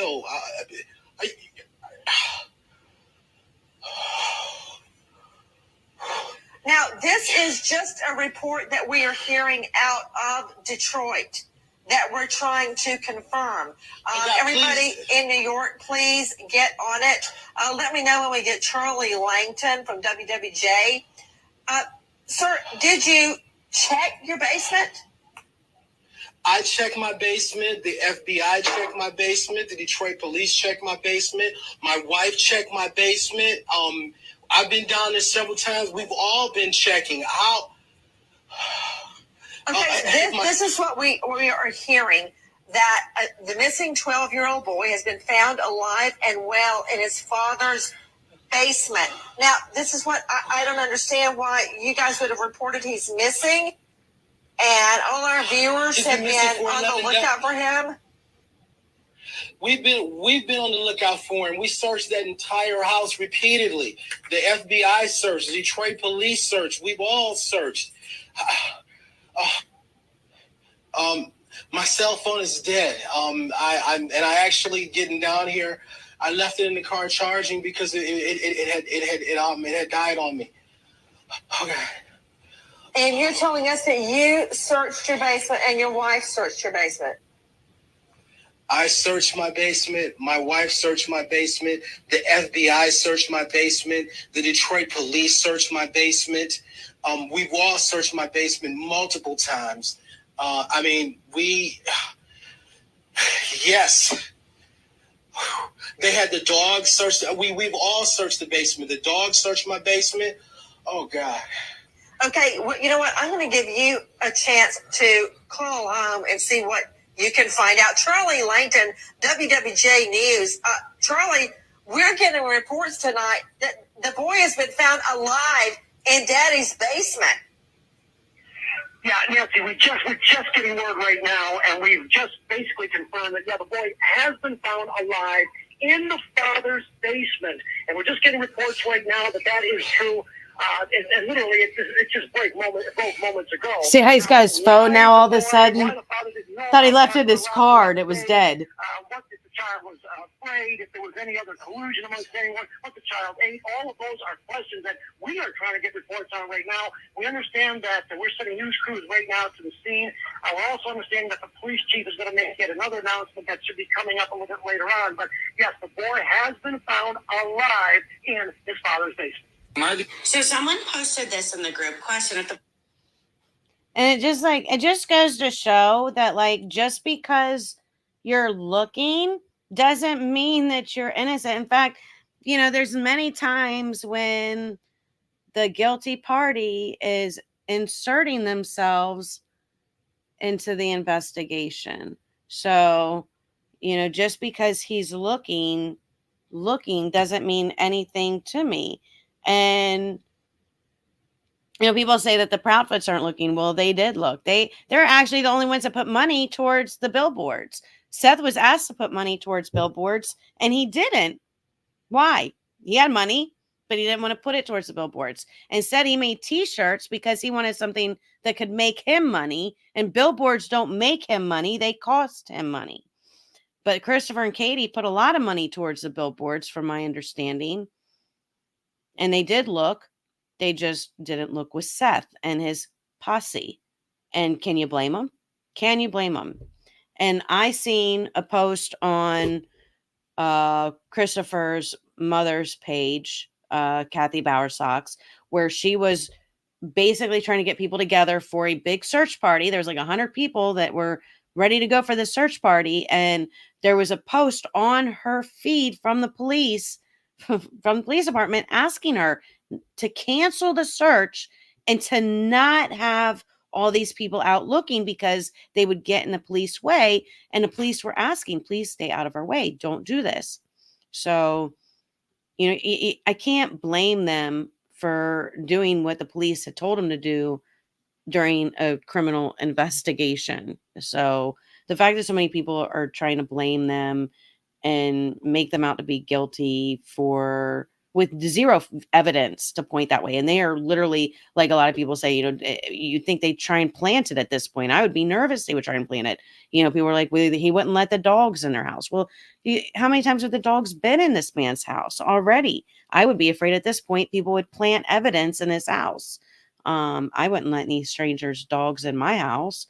That's for sure. And then it come to find out that this girl, Nina, has a criminal charges against her. And, you know, these people in Seth's search party team, you know, you had a convicted child molester in the search party team. Nobody cares. Nobody cares. But then again, look at Seth. Look at his history. Nobody cares. Nobody cares. So, you know, I think a lot of people are just, they're basing this off of emotion and they're not looking at the very clear facts to this case. And the facts are that there's a lot of red flags when it comes to Seth. And him and Nina have motive, and motive matters. Because when it comes to this court case, Christopher does not benefit by Sebastian going missing. That doesn't help him win in court to get Faith. If anything, that hurts him. And that was his only concern, was getting Faith. So it just doesn't align with his motives. If his motive and what he is looking for is to have custody of his daughter, he would not have made Sebastian disappear right before this custody case, as it only hurts him. Who does it benefit? Who does it benefit? I give you guys one guess on who it benefits the most for Sebastian to go missing right before this major custody case. And then Nina felt like Faith was kidnapped from her, right? She made it very clear in her video that Christopher and his family kidnapped Faith. You got her son who's, we're going to kidnap Faith back. Well, maybe Nina wanted revenge and decided to take Sebastian in a revenge plot. Maybe her and Seth teamed up together in a revenge plot to get back at Katie and to get back at Christopher. And they are hiding Sebastian. And, you know, people are like, you're so negative to Seth. All you are is negative. You know what? No, I'm not going to take that. I'm not going to take that bullying and harassment, because let me tell you something. My theory keeps Sebastian alive. My theory keeps Sebastian alive. I wish I could say the same for Seth's team, because all the people on Seth's team, their theories do not keep Sebastian alive. Their theories is that Sebastian has been gone for a very long time. And that's disheartening. That's negativity right there, because Sebastian is the most important thing. And if we want to be positive, we want to keep him alive. So I'm going to stick with the theories that keep this little boy alive, because I want to keep him alive. And best way to do that is by believing that he's still alive and by holding on to that hope. Well, you know what? If Seth can have hope, so can I. And if Seth can have hope that Sebastian is just off playing video games, so can I. You know, something I thought was interesting was when Nina, when she was like, you know, if my child was missing, I would be looking everywhere. And I just don't understand why Christopher isn't looking. I would be looking everywhere. If I had to get on a horse and go by horseback, and if I had to get on a golf cart and go, you know, scour the woods. And it was just very interesting to me. And, you know, I live in the suburbs. I live in a neighborhood, and maybe, you know, it's just a location thing. But if my child were to go missing, I wouldn't get on a horse and go off horseback riding through the woods to look for my child. That seems a little odd to me. I mean, if my child were missing, the first place I'd probably look would be his friends' houses. I'd be knocking on doors, checking all the students that he goes to school with, looking at their house. You know what I mean? Looking at the popular hangout places.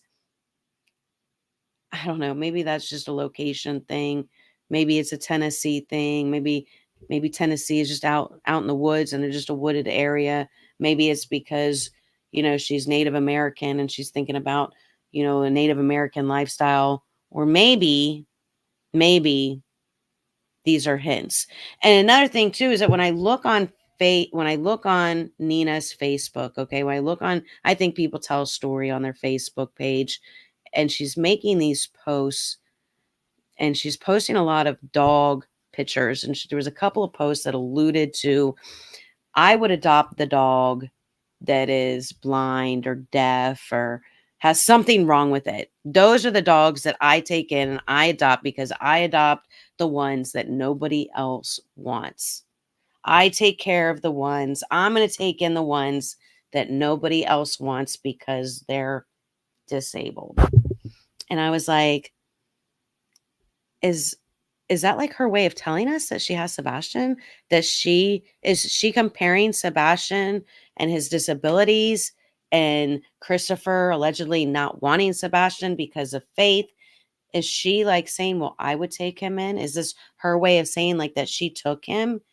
I don't know. It was definitely something that was okay. The white truck. Let me see if I can find it again. I did get sidetracked on that. It was, you know what it is? It's under shit. It's under Steph's files. Let me see. I think I actually have it under my page I think I have it labeled white truck. YouTube, it'd be a while back.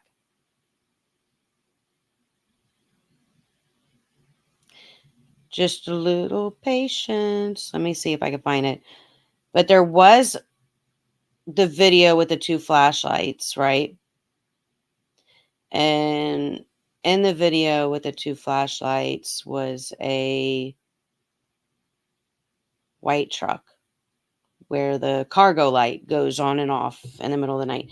But here's the thing that we really don't know with the lights and all that, and all the things that people say about the lights, and are they a flashlight, and what about the other light, and is there people in the lights? And if I don't see the people enter into the photo and then them leaving out of the photo, then it's just all suspicious to me. I don't necessarily believe it.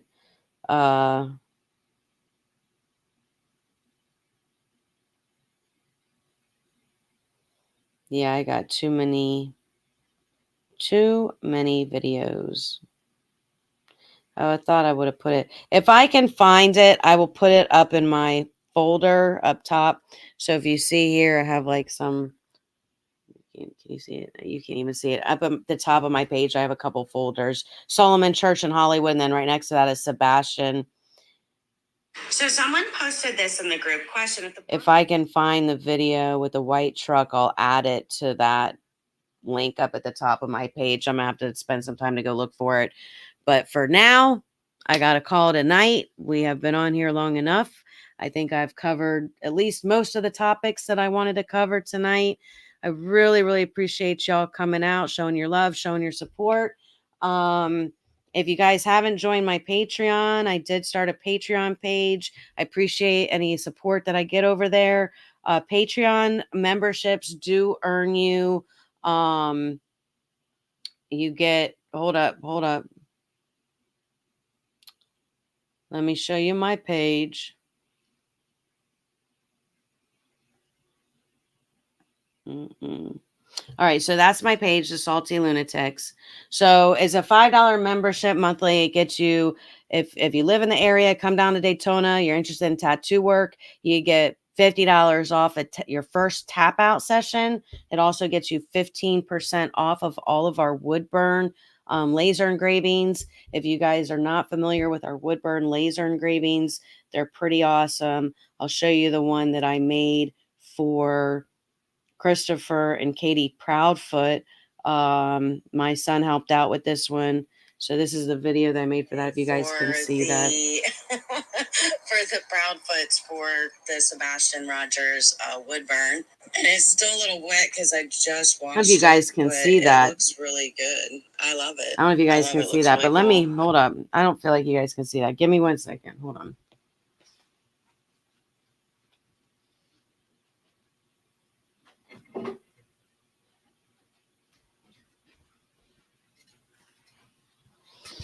So this is one of our wood burns that we did for my fiance's mom. So these are made out of wood. They're engraved. They're 3D engravings in wood. They're very, very cool. Picture and the video just doesn't really do it justice. But all we need is a picture. All of our wood engravings are custom. So we could pretty much do whatever you want. You give us an idea, we run with it. We create custom laser engravings. We do leather, we do custom work, we do light boxes, which are really cool. So appreciate you guys' support and love. Thank you so much for coming out, and I hope to see you next time. Have a great night, guys.